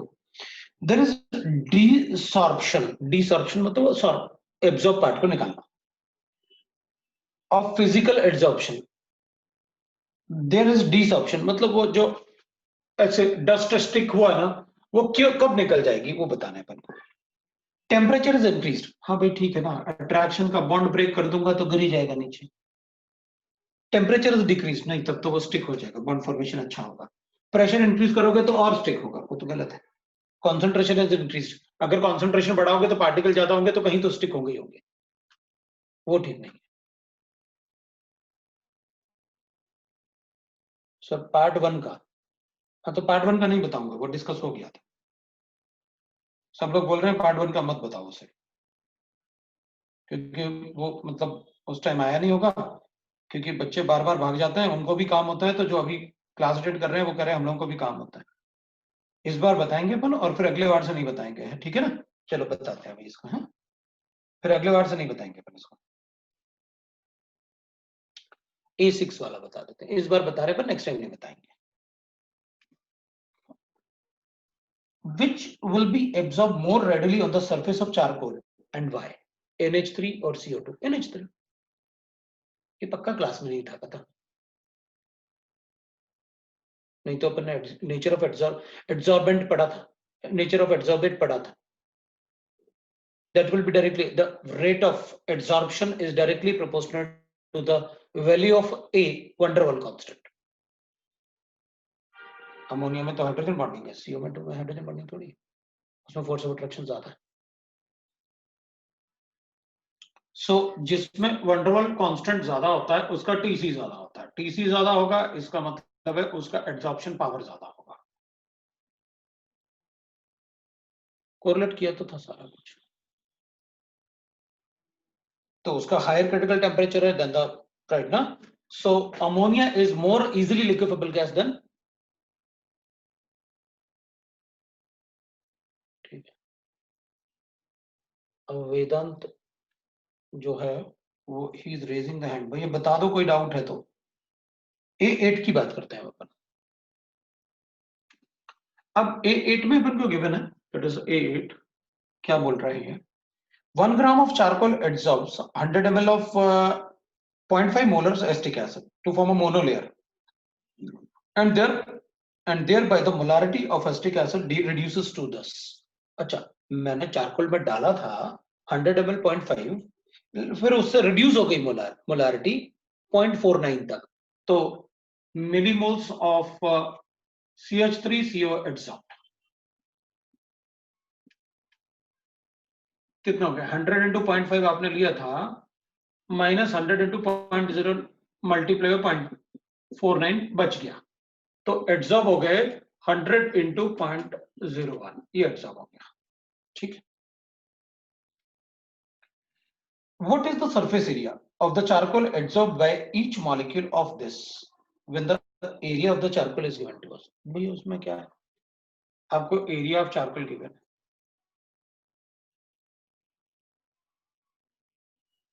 कितने मॉलिक्यूल्स हैं ये गिवन है, डिवाइड कर दो number of molecules, total area divide by number of molecules. तो उसने पूछा कि बताओ एक मॉलिक्यूल कितने एरिया को एब्जॉर्ब करेगा, हो गया। नंबर ऑफ मॉलिक्यूल्स ये मिलीमोल्स है, 0.01 डिवाइड बाय 1000 करो तो मोल्स आ गए, तो ये नंबर आ गया।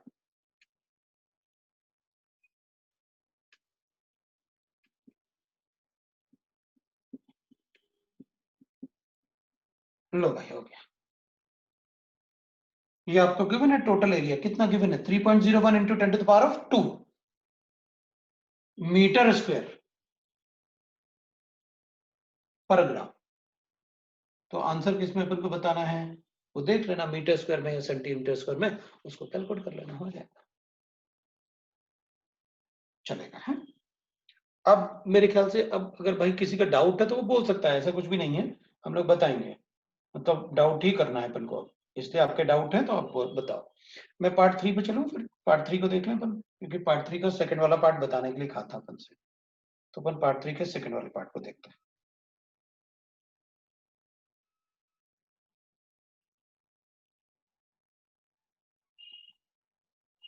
आ गया अपने पास पार्ट 3 का फर्स्ट वाला पार्ट, पार्ट 3 का सेकंड वाला पार्ट, चलो देखते हैं अपन क्या।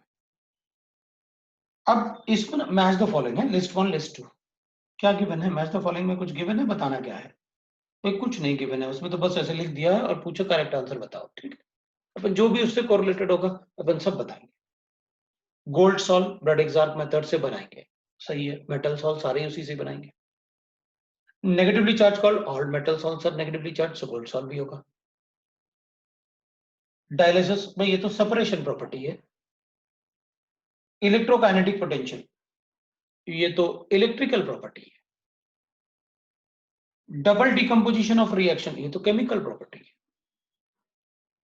और प्रोटेक्टिव कोलॉइड्स ये तो नेचर ऑफ लायोफिलिक होता है, जबकि मेटल सॉल्ट लायोफोबिक है।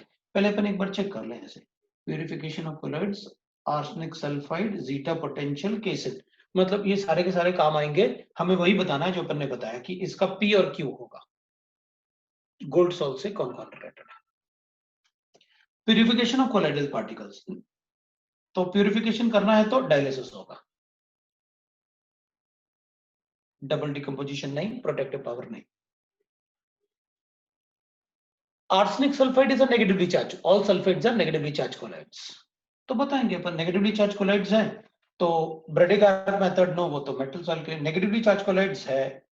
इसके बाद इसमें और बनाते हैं अपन इसको डबल डिकम्पोजिशन से, इसलिए ये भी बता देंगे। आर्सेनिक ऑक्साइड में H2S पास करते हैं तो डबल डिकम्पोजिशन से बनता है ये, केमिकल कंडेंसेशन मेथड, तो अपन उसमें बता देंगे। Zeta potential is electrokinetic potential, that is a property है, इलेक्ट्रिकल प्रॉपर्टी। केसिन, केसिन का सबसे ज्यादा नहीं, जिलेटिन का सबसे ज्यादा होता है then casein, so casein has the protective power, हो गया अपने पास द प्रोटेक्टिव पावर, समझ में आया, ठीक है। एक्सरसाइज 2 तो किया नहीं होगा, एक्सरसाइज 2 अब अपन छोड़ेंगे नहीं, एक्सरसाइज 2 वगैरह सारा ही करते हैं ना, एक्सरसाइज 2 में भी कभी कभी कुछ कुछ नया मिल जाता है।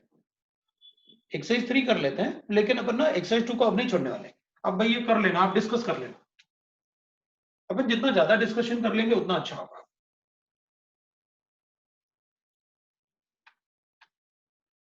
आप सारे डाउट्स करते जाओ अपने फटाफट फटाफट, और लिखते जाना साइड में कि कौन कौन से डाउट्स है मेरे, और उसमें बिल्कुल क्लियरिटी चाहिए मुझे, हेजिटेशन नहीं चाहिए कि हाँ ऐसे हो सकता है, वैसा नहीं चाहिए अपन को, क्योंकि अब मुझे पढ़ाने का कोई टेंशन नहीं, इसलिए मतलब डाउट्स को बिल्कुल आराम से आप जैसे चाहते हो वैसे क्लियरिटी से पता चलेगा अपन को।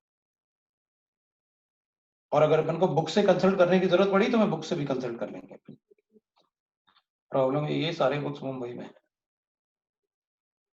कोई बात नहीं, नेक्स्ट वीक तो आ ही जाऊंगा। अब अपन बात करते हैं एक्सरसाइज 3 पार्ट 1 की, है ना। Question number 4। अब अपन क्वेश्चन नंबर 4 मेरे ख्याल से सॉल्व किया होगा सबने। अगर सॉल्व नहीं किया है तो क्वेश्चन भी देखना और उसमें रीजन भी लिखना, क्योंकि मैंने बताया सभी कुछ होगा। क्लास में मैं कुछ नहीं छोड़ता अपनी थ्योरी में, चाहे वो इसमें आया हो या ना आया हो, नोट से सारे क्वेश्चन सॉल्व होंगे अपने। लिख देता हूं क्योंकि और भी क्वेश्चन आ रहे हैं अपने पास। 7 का बी, 10, 12 तो था, 7 है अपने पास, 13 भी आया।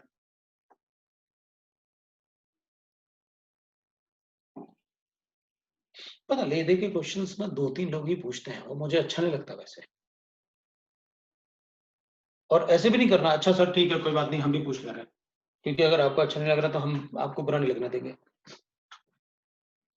ऐसा नहीं करना, एक आध हम भी पूछ लेते हैं। अच्छा 13 तो नहीं है, हटा दिए, ये लो ठीक है। चलो अच्छा डिस्कस करते हैं फोर्थ वाले को। लेकिन अब ना मतलब देखना कि मैं कैसे क्वेश्चन को सॉल्व करता हूँ या क्या क्या बोलता हूँ, वो मेरे दिमाग में चल रहा है। Among the following, the surfactant that will form the micelles in aqueous solution at the lowest concentration at an ambient condition, मतलब required condition, ideal condition. तो मिसल फॉर्मेशन के लिए मुझे क्या करना चाहिए, पता क्या मैं क्या करूंगा। आपने सभी कुछ दे रखा, कार्बोक्सिलेट भी दे रखे हैं, सभी दे रखे हैं अपने। तो देखो मिसल फॉर्मेशन के लिए सबसे पहले मैं वंडर फोर्सेस की बात करूंगा। तो सरफेस एरिया, अपन ने क्या कहा था, अच्छा साबुन वो होता है जिसमें कार्बन ज्यादा हो,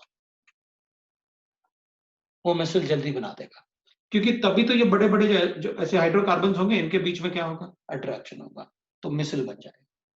तो मुझे वो चाहिए जिसमें कार्बन सबसे ज्यादा है।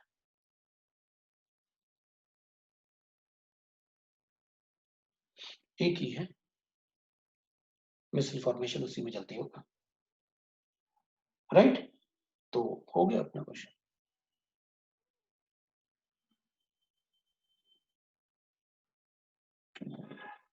उसने कहा कि भाई अपना SO3Na में और इसमें मिसल फॉर्मेशन, मैंने तो बात ही नहीं की कि किसका अच्छा होगा, मैंने तो ये कहा जिसमें ज्यादा कार्बन है उसका जल्दी होगा। हाँ आप मुझसे ये पूछते कि अच्छा ही सफाई कौन करेगा, तो मैं कहता अच्छा साफ करने वाला तो भाई डिटर्जेंट ही होता है, साबुन नहीं होता। तो मैं कहता सल्फोनिक एसिड, लेकिन उसमें भी नंबर ऑफ कार्बन चेक करता, फिर वो क्वेश्चन वो अच्छे से नहीं बना पाते कि रीजन।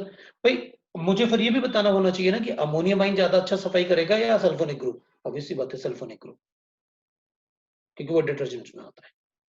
तो उन्होंने पूछा क्या, मिसल फॉर्मेशन जल्दी किससे होगा, तो जिसमें ज्यादा कार्बन, उसमें ज्यादा वंडर फोर्सेस, ज्यादा जल्दी से मिसल बन जाएगा।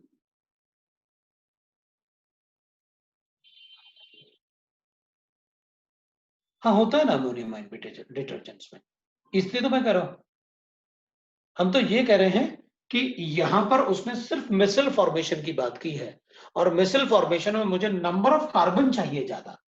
भाई अमोनियम वाले में 15 कार्बन एटम लिखे हुए ब्रैकेट में, जबकि उसमें 11 लिखे हुए, 4 कार्बन एटम ज्यादा हैं, और अमोनियम वाले तो काउंट ही नहीं कर रहा मैं 3।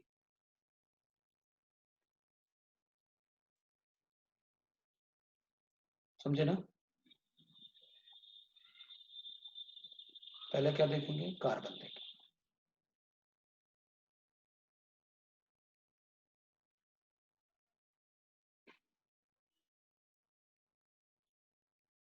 ठीक है, अगर किसी क्वेश्चन में same number of carbon atom है तो कैसे कंपेयर करेंगे कि भाई किसका मिसल फॉर्मेशन जल्दी होगा। तब अपन कहेंगे कि भाई अमोनियम आयन में तो, इसमें तो जो इधर वाला पार्ट है, भाई इधर CO नेगेटिव है, कार्बन एक जैसे हैं, इधर Sc3Na है, और इधर मेरे पास NH3 होल थ्राइस, और फिर बाद में मतलब कैटाइन और Cl है। तो इनका अगर इसमें, क्योंकि मिसल तो ये बनाएंगे, ये जो ऐसे ऐसे है ये थोड़ी बनाएंगे, इनका अगर साइज बड़ा होगा तो उसको सर्कल ऐसे ऐसे सर्कुलर ऐसे बनाने में ना, बाहर ऐसे आने में CO नेगेटिव सबसे इजीली आ जाएगा, क्योंकि इधर इसका साइज पे डिपेंड करेगा फिर कि भाई वो इजीली कैसे मतलब एक जगह मतलब मिसल फॉर्मेशन कर सकता है। 100 मॉलिक्यूल कितने छोटे जगह में रह सकते हैं, तो इन दोनों में अगर काउंट करूंगा ना मैं, तो इसके लिए प्रेफरेंस दूंगा SO3 आने के साथ।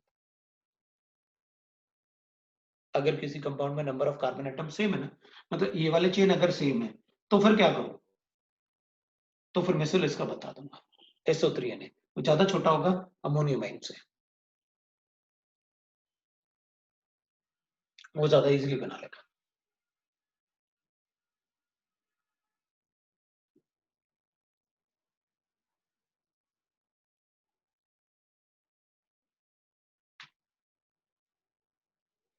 क्योंकि इसमें ऑक्सीजन है, उसमें CH3 है, और CH3 खुद भी ज्यादा स्पेस ऑक्युपाई करेगा इसके अंदर। उधर S डबल बॉन्ड हुआ है, नेगेटिव चार्ज है, रेजोनेंस स्टेबलाइजर छोटा साइज होगा उसके कंपैरिजन में।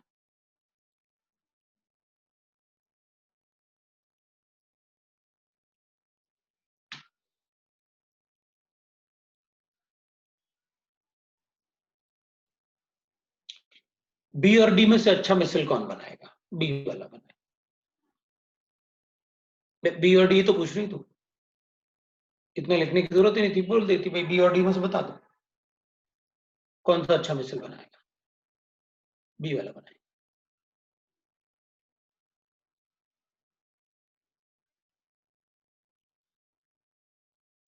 ठीक है,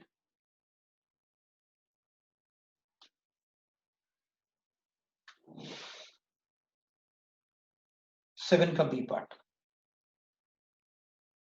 the correct statement pertaining to the adsorption of gas on the solid surface. Adsorption is always exothermic, सही है, डेल्टा H हमेशा नेगेटिव। फिजियो एडसॉर्प्शन में transform into chemi adsorption at high temperature, bond टूट जाएंगे ना। अगर टेम्परेचर बढ़ाओगे तो आप केमिकल रिएक्शन कर दोगे ना, कुछ एंडोथर्मिक रिएक्शन होते हैं ना, जो रूम टेम्परेचर पे तो नहीं होते लेकिन वैसे हो जाते हैं।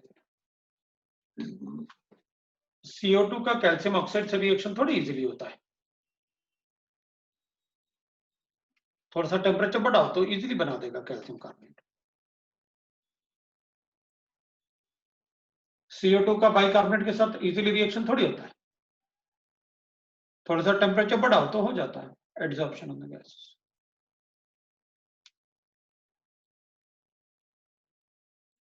ना it is a chemical reaction, पहले सॉलिड पे एडसॉर्ब हो रहा था, बाद में केमिकली रिएक्ट कर रहा है अगर टेम्परेचर बढ़ाओगे तो, वो तो सही। Physio adsorption increases with increasing the temperature. No, it decreases with increasing the temperature. Chemi adsorption is more exothermic. हाँ, क्योंकि केमिकल बॉन्ड फॉर्मेशन हो, तो आपने डेल्टा H लिख के ही बताया था।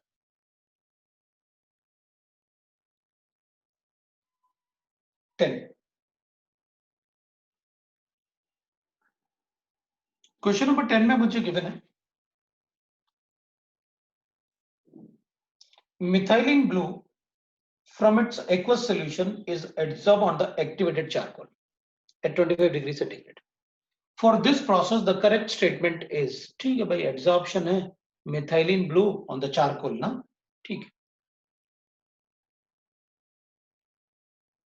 because it is a charcoal पे जनरली जो एड्सॉर्प्शन होते हैं फिजिकल एड्सॉर्प्शन होता है, जैसे वो पॉन्ड्स का ऐड आता है ना, चारकोल का बॉल डाल दिया पानी में, सब ट्रांसपेरेंट हो गया। The adsorption require energy of activation. No, if it is a physical adsorption, how can it require energy of activation? The adsorption is accompanied by a decrease in enthalpy. हाँ, वो तो exothermic reaction तो होता ही होता है, आप बना ही नहीं कर सकते। The adsorption increases with the increase in temperature. If it is a chemical adsorption, then only it is possible. The adsorption is irreversible. अगर physical है तो reversible होगा।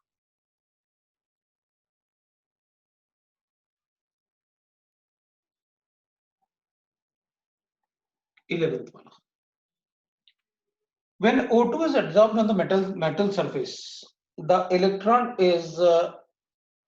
electron transfer occurs from the metal to the O2. The true statement regarding this adsorption is O2 is physically adsorbed. नहीं भाई, ये तो chemical reaction था, तभी तो electron transfer होगा। Heat is released, chemical absorption, ये तो सारे adsorption exothermic होते हैं, तो release तो होगी। Occupancy of pi star 2px of O2 is increased, ये तो सही है मॉलिक्यूलर ऑर्बिटल डायग्राम में ना, क्योंकि पाई स्टार 2px में एक ही इलेक्ट्रॉन था, ये O2 था। अगर इलेक्ट्रॉन मिलेगा इसे तो इसमें एडिशन ही होगा, ऑक्यूपेंसी बढ़ेगी। Bond length of O2 is increased, हाँ तो बॉन्ड ऑर्डर देख लेते हैं भाई, पहले बॉन्ड ऑर्डर क्या आ रहा था अपने पास 2, तो अब बॉन्ड ऑर्डर क्या आ जाएगा अगर ये बढ़ेगा तो 1.5, ये 1। तो अगर बॉन्ड ऑर्डर, ऑब्वियस सी बात है बॉन्ड लेंथ बढ़ेगा ना इसमें, क्योंकि बॉन्ड ऑर्डर उसमें कम हो रहा है तो बॉन्ड लेंथ बढ़ेगा।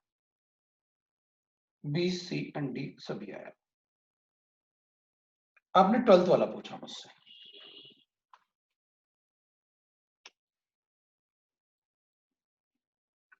ट्वेल्थ वाले में गिवन है the qualitative sketches of 1, 2, 3 are given to us. The variation of surface tension with molar concentration of the three different solutions are given to us. KCl, CH3OH and CH3CH2 whole 11 no? and SO4. ये मुझे क्या करना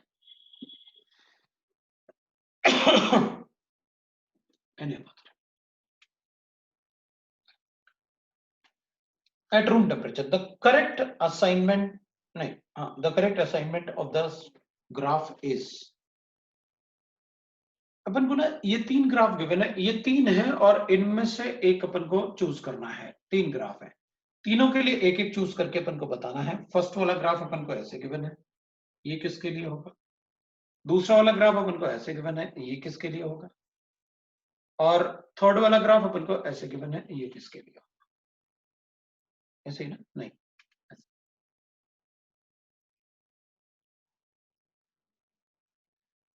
तो अपन को given है shown below the surface tension और concentration के graph. तो इनमें से कौन सा ग्राफ किसके लिए होगा।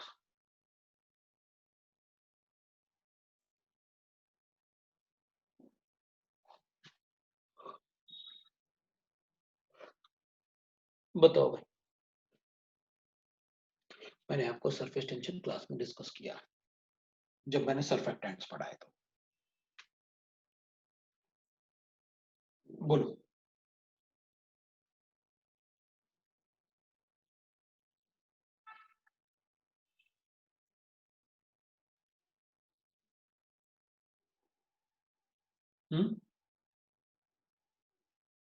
ये तो पक्का है, ये वाला ग्राफ इसके लिए है क्योंकि मैंने आपको सरफेस टेंशन से बताया हुआ प्रॉपर्टीज वर्सेस कंसंट्रेशन, ऐसे ऐसे करके एक क्रिटिकल मिसल कंसंट्रेशन भी बताया था। और मैंने बताया था सरफेस टेंशन ऐसे डिक्रीज होगा जैसे जैसे कंसंट्रेशन बढ़ेगा वो डिक्रीज होगा। उसके बाद फिर अपन ने कहा था मिसल बन जाएगा, वहां मिसल बनेगा तो एक पार्टिकल में कन्वर्ट हो जाएगा। तो जैसे जैसे आप कंसंट्रेशन बढ़ाओगे सरफेस टेंशन डिक्रीज होता रहा है, यहां आके वो मिसल बन जा रहा है।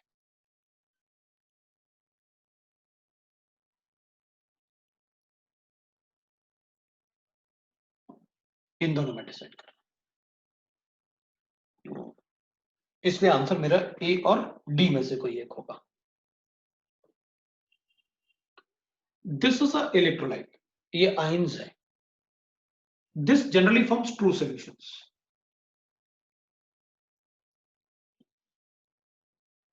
तो जनरली फॉर्म्स ट्रू सॉल्यूशंस। अगर आयंस होंगे तो वो ट्रू सॉल्यूशंस जनरली जैसे बनाते हैं, बिकॉज कैटायंस एंड आयंस होंगे ना। तो फिर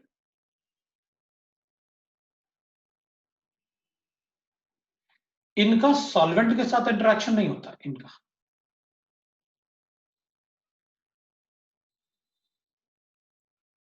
ये बस हाइड्रेशन शो करता है, ऐसे वाटर को जोड़ते हैं।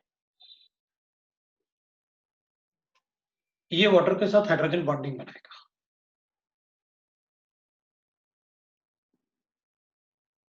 अगर वाटर के साथ हाइड्रोजन बॉन्डिंग बनाएगा तो वाटर को सेपरेट करेगा ना, सरफेस टेंशन कम करेगा। ये नहीं वाटर, वाटर को कम नहीं करेगा, ये तो और उल्टा जोड़ेगा वाटर को।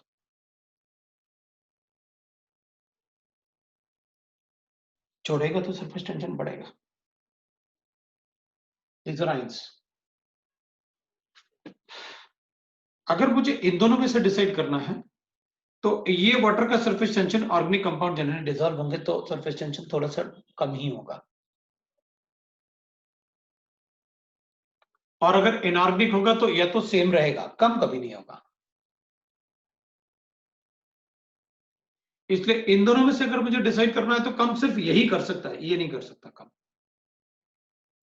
क्योंकि ये वाटर के साथ इंटरेक्ट करेगा, उसका सरफेस से अंदर खींचे, हाइड्रोजन बॉन्डिंग बनाएगा ना वाटर के साथ, तो अपने साथ बनाएगा हाइड्रोजन बॉन्डिंग, तो वाटर का अपना सरफेस कम हो जाएगा ना इसके कंपैरिजन में, तो सरफेस टेंशन वाटर का डिक्रीज होगा।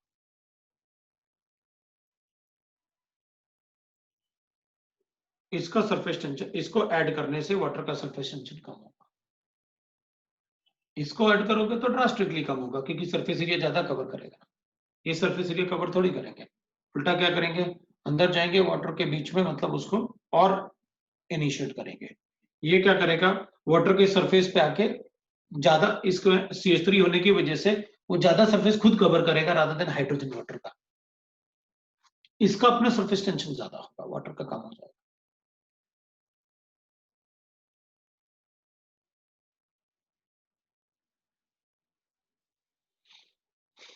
डिक्रीज तो ऑर्गेनिक कंपाउंड्स में ही होगा, तो अगर ऑप्शन चूज करना है तो ये इसमें हो गया, ये इसमें हो गया, वो तो ड्रास्टिकली कम होगा ना, जैसे ही मिसल बनेगा कांस्टेंट हो जाएगा, पहले कम होता रहा इसको ऐड करने से, बाद में मिसल बन गया, फिर कम होता रहा, फिर मिसल बन गया, लाइक दैट वी कैन से।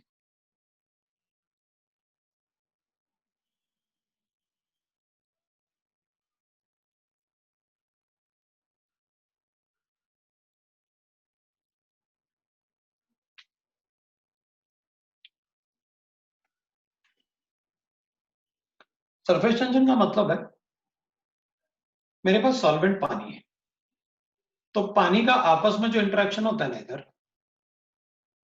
वो सरफेस टेंशन है, force of attraction among the water molecule on the surface, that is called surface tension, आपस में उनका attraction, that is called surface tension। अगर कोई दूसरा मॉलिक्यूल, बड़ा मॉलिक्यूल ऐड करोगे ना, ऑर्गेनिक मॉलिक्यूल, तो वो सरफेस एरिया कवर करेगा ना, तो वाटर का सरफेस टेंशन क्या हो जाएगा, सरफेस का टेंशन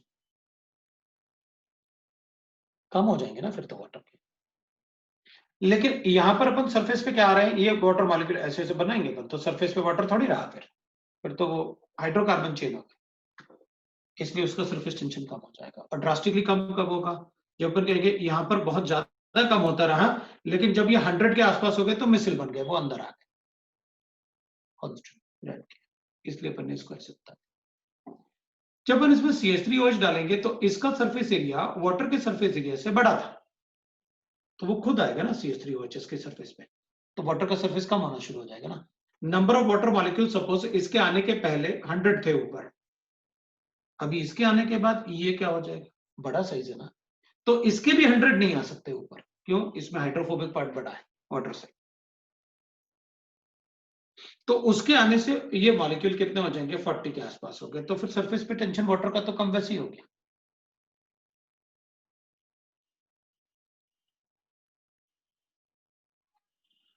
KCl वो इधर नहीं जाएगा, वो तो K और Cl इधर रहेंगे सोल्यूशन, वो सरफेस पे कभी नहीं रहेंगे, वाटर से इंटरेक्ट होते ही नहीं ना, वो उल्टा क्या करेंगे, वो वाटर को सिर्फ हाइड्रोजन अपने पास हाइड्रेशन कर सकते हैं, बाकी कुछ नहीं कर सकते, तो या तो कांस्टेंट रहना चाहिए या बढ़ना चाहिए, लेकिन कम कभी नहीं हो सकता KCl के केस में surface tension.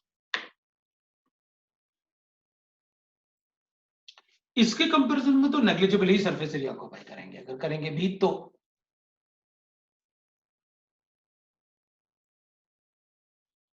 That is surface tension.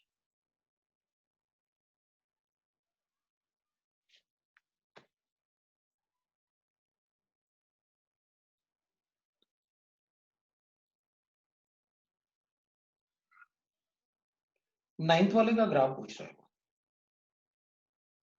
The graph data 1, 2, 3, 4 represent the trends observed in the different physiabsorption and chemiabsorption under mild condition of temperature and pressure. Which of the following graphs and choice are correct? पहला वाला amount of gas adsorbs. Pressure is constant. Temperature बढ़ाओगे तो absorption कम होगा, तो एक physio absorption हो गया. दूसरा वाला केमी एब्जॉर्प्शन हो गया क्योंकि उसको एनर्जी ऑफ एक्टिवेशन दिखा रहा है अपन को. Amount of gas absorb with temperature मतलब केमिकल एब्जॉर्प्शन. थर्ड वाला मैं इसको फिजियो एब्जॉर्प्शन बोल सकता हूँ, राइट ना. फिजियो एब्जॉर्प्शन बोल सकता हूँ क्योंकि इसमें आपने क्या अमाउंट ऑफ गैस एब्जॉर्ब अगर प्रेशर बढ़ाएंगे तो, और टेम्परेचर को अगर मैं बढ़ा रहा हूं तो एब्जॉर्प्शन कम हो रहा है.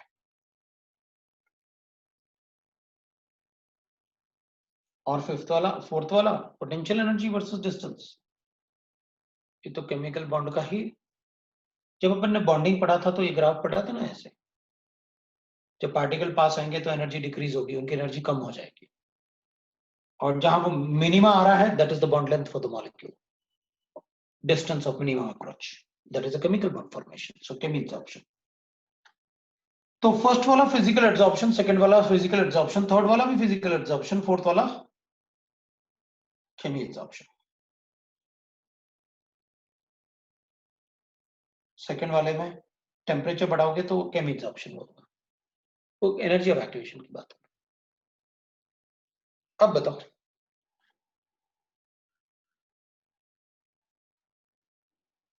पार्ट 2 ऑनलाइन 4 और ऑफलाइन 2, 6. ठीक है, पार्ट 2 की बात करते हैं भाई, ऑनलाइन ऑफलाइन.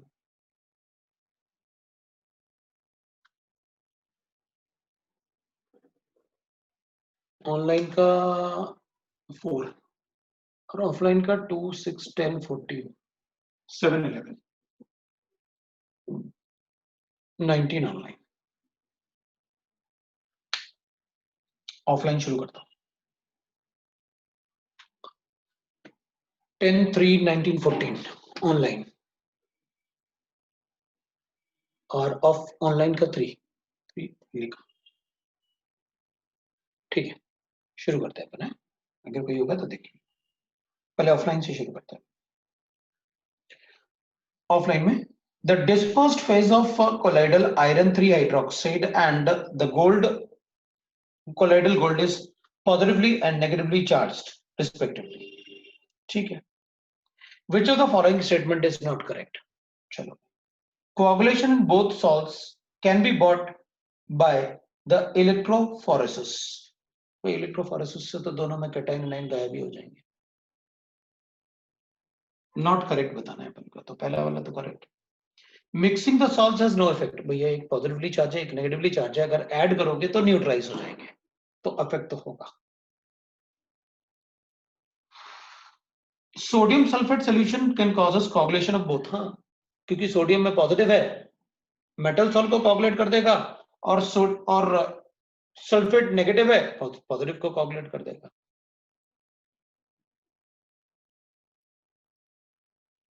ठीक है, अब क्या होगा? भगवान, वो कह रही ये वाला इंटरचेंज हो गया, इधर वाला.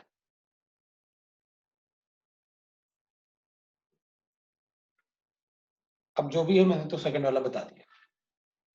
अब 7 और 11 की बात करते हैं इसमें ऊपर वाले में. 7th वाले में गिवन है according to the Freundlich isotherm which of the following is correct. x by m is directly proportional to p to the power of 1 by n. हाँ, तो 1 इसका वैल्यू 0 to 1 के बीच में कुछ भी हो सकता है, 0 to 1 से कुछ भी हो सकता है. हाई प्रेशर होगा तो 0 होगा, लो प्रेशर होगा तो 1 होगा, मॉडरेट प्रेशर पे 0 और 1 के बीच में होगा. ये तो अपन ने एक्सपेरिमेंट भी करके देखा. वो first order kinetics, zero order kinetics ऐसे बताया था मैंने. 8th वाला नहीं, 11th वाला चाहिए.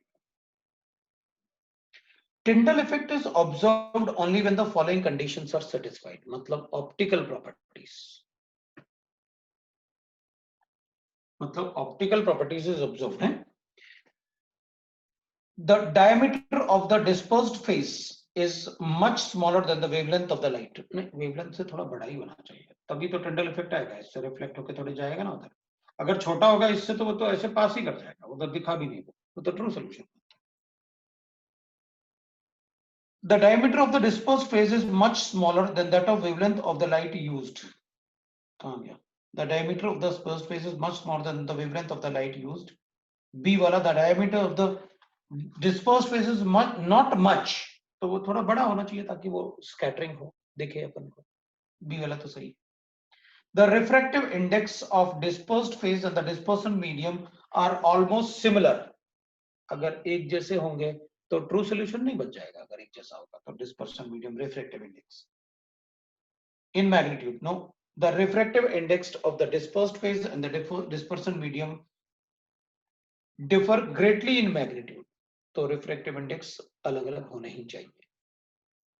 कोई पार्टिकल साइज भी डिफरेंट होंगे ना डिस्पर्स्ड फेज में. 1 एंड मतलब आंसर 1 हो जाएगा अपना बी एंड डी. ऑनलाइन का क्वेश्चन नंबर 2 में अपन को गिवन है under ideal condition which among the following surfactants will form micelle in the aqueous solution at the lowest molar concentration, lowest critical constant. तो ठीक है ना, मिसल बनाने में कार्बन चेक करो ना किसमें सबसे ज्यादा है.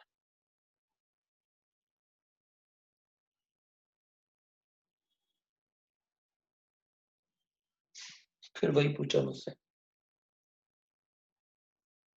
शिल्पत आंसर मिल गया था तुम्हारा. 2 के बाद 3 भी पूछा है तुमसे किसी ने. The most appropriate method for making egg albumin sol is, हाँ तो ऐसे करते ना अपन, भाई मान लो अपन ने ऐसे पानी ले लिया, इसमें एग का यल्क डाल दिया, वो व्हाइट वाला पार्ट, इसमें अपन ने 5% वेट बाय वॉल्यूम NaCl डाल दिया और इसको स्टर करते रहो तो थोड़ी देर बाद वो कोआगुलेट हो जाएगा, प्रेसिपिटेट जैसे बन जाएगा.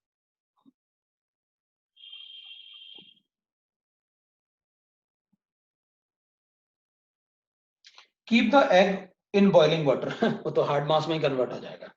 बड़ा बढ़िया बात की तो गलत है. Break the egg carefully and transfer the transparent part to the content of 100 ml of 5% weight by volume of saline water and stir well. हाँ ये सही है, यही तो बताया अभी आपने. Keep the egg in boiling water for 10 minutes. तो हार्ड मास में कन्वर्ट, बॉयल हो गया है, गलत ही है वो तो.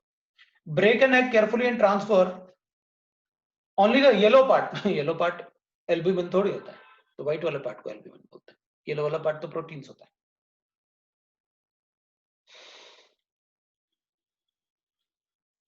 3 वाला 4 भी पूछा. ये तुम लोग ऐसे क्वेश्चन पूछ रहे हो मुझसे जो डेली लाइफ से correlated. A particular adsorption process has the following characteristics.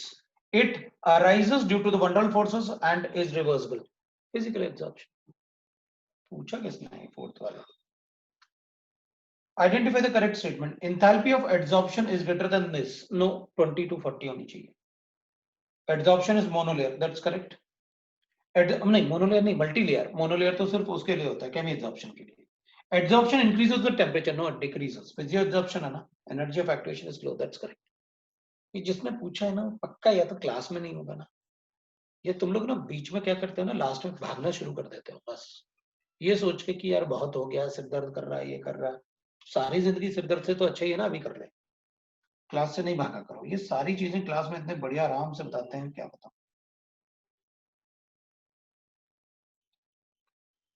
6 भी है, 10 भी है, 14 में तो लिखा हुआ है ऑलरेडी. ये सब हो ही गया. 6 के बाद तो यही बताना है. 3 भी हो गया. 6 बताना है मुझे. Among the following, the correct statement is one would expect charcoal to absorb chlorine more than that of hydrogen sulfide. नहीं भाई, H2S का साइज बड़ा होना चाहिए. Salts, metal sulfides are lyophilic. No, they are lyophilic. They are sulfides. No? Inorganic compound वाले तो lyophilic होते हैं, organic वाले बड़े molecule होते हैं, lyophilic. Hardy's rule states that bigger the size of ion, greater is the coagulating power. No. Larger the charge, more is the coagulating power. Larger the valency. Brownian moment is more pronounced for smaller particles than that of bigger particle. Obviously बात है. इधर उधर भागने का tendency ज्यादा छोटे आदमी का होगा ना, बड़ा होगा तो बेचारा कैसे भागेगा, मास ज्यादा होगा तो काइनेटिक एनर्जी कम हो जाएगी, उसकी वेलोसिटी कम हो जाएगी ना, तो ब्राउनिन मूवमेंट कम होगा अगर मास ज्यादा है तो।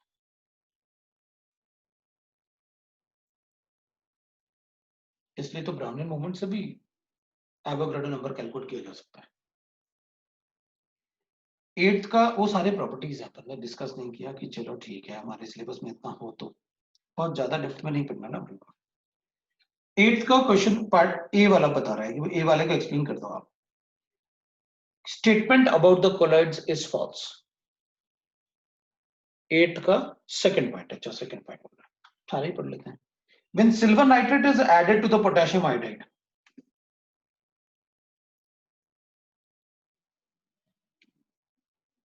इसको ऐड करोगे तो AgI बनेगा, और ऐड करोगे तो AgN मतलब पॉजिटिवली चार्ज कोलॉइड बनेगा। तो when silver nitrate is added to the potassium iodide जो मुझे गिवन है, नेगेटिवली चार्ज नहीं पॉजिटिवली चार्ज बनेगा। ये तो गलत है। When silver nitrate is added to potassium iodide solution, a negatively charged colloid is formed। मतलब कैसे, एक्सेस में ये वाला या ये वाला। When silver nitrate is added to the potassium iodide solution, a negatively charged is formed। मतलब इसमें बनाऊं या इसमें बनाऊं, मैं तो दोनों ही बना सकता हूं। अमाउंट बताओ, दूसरा देखते हैं फॉल्स के लिए, क्योंकि मैं तो दोनों ही बना सकता हूं। इसको एक्सेस में ऐड करो वो बनेगा, और अगर ये थोड़ा सा ऐड करो तो पोटेशियम आयोडाइड एक्सेस में होगा, दोनों ही बना सकता हूं। Freezing point of colloidal solution is much lower than that of true solution as concentration of solute. ये तो गलत है, बिल्कुल ही गलत है।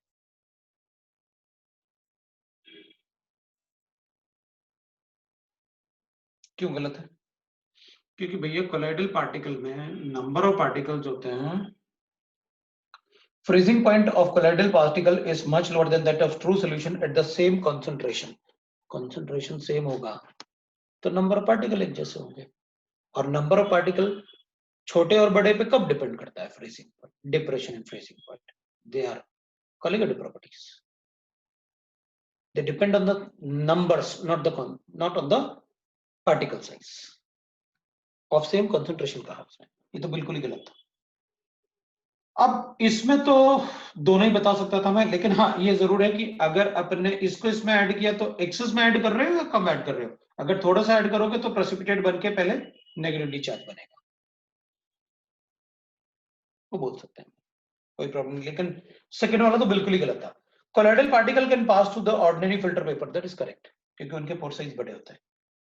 When excess of electrolyte is added to the colloidal solution, colloidal particle gets precipitated। बिल्कुल सही है, वो precipitate होते हैं, that is coagulation।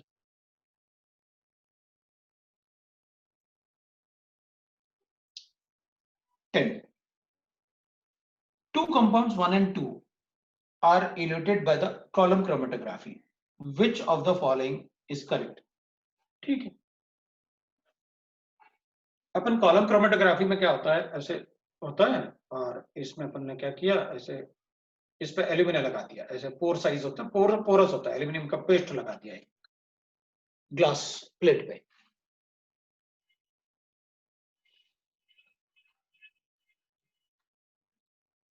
तो अपन कहेंगे एड्सॉर्प्शन ऑफ, अब मैंने क्या किया, यहां पर एक ऐसे स्केल ड्रॉ किया और उसमें दो कंपाउंड 1 और कंपाउंड 2 को रख दिया। कंपाउंड 1 एड्सॉर्प्शन, तो कंपाउंड 1 का एड्सॉर्प्शन ज्यादा होता है तो ये यहां आके रुक जाएगा, और इसका एड्सॉर्प्शन कम होता है तो ज्यादा दूर आके रुकेगा। एड्सॉर्प्शन कम हो रहा था ना पोरस प्लेट पे, ज्यादा एड्सॉर्प्शन होता है तो रुक गया, मतलब ये ज्यादा पोलर है, इससे ज्यादा पोलर होगा तो जल्दी रुक जाएगा। तो eluted in a column chromatography, adsorption of 1 is greater than 2, which one of the following is correct statement? 1 move faster, नहीं, अगर 1 कैसे मूव कर सकता है फास्टर? 2 moves faster, वो गलत, सही है। 1 move slower, हाँ वो भी सही है। 2 move slower, नहीं वो फास्टर है। तो 2 और 3 में से एक ऑप्शन है। चलो दो फिर से पढ़ते हैं, 2 वाला। 2 moves faster and higher RF value than 1। RF value क्या होता है? the difference in the distance traveled by this upon this divided by this is RF value.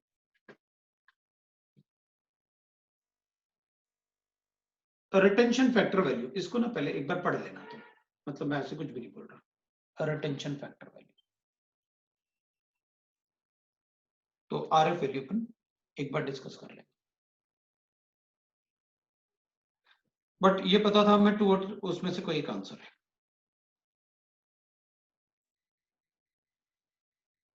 नहीं, अपन को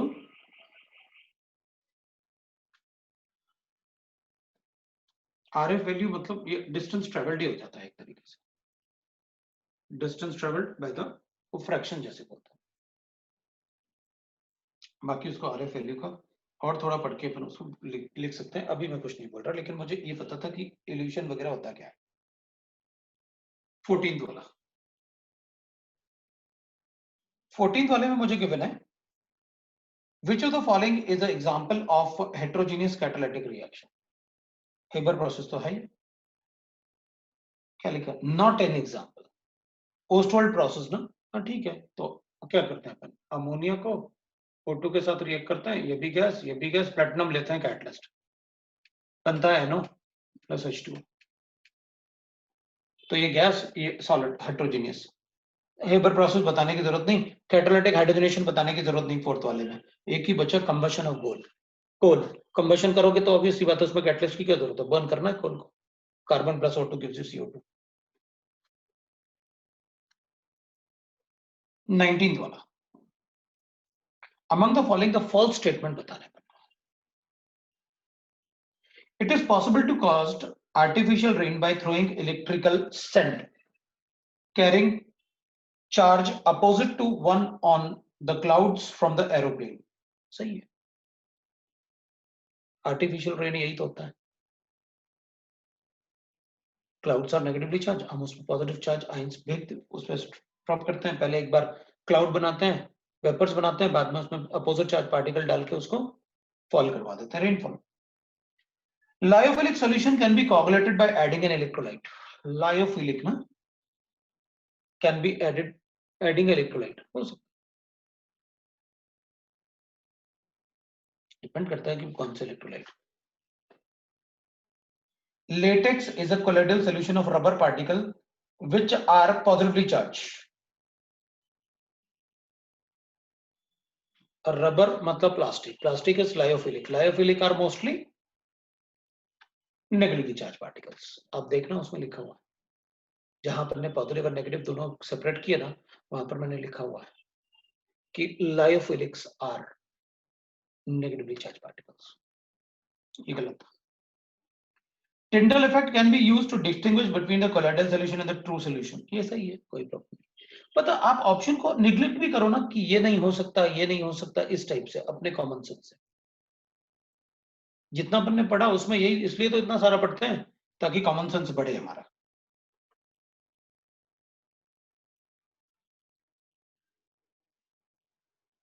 ये सरफेस केमिस्ट्री है, आज इतना ही। Next time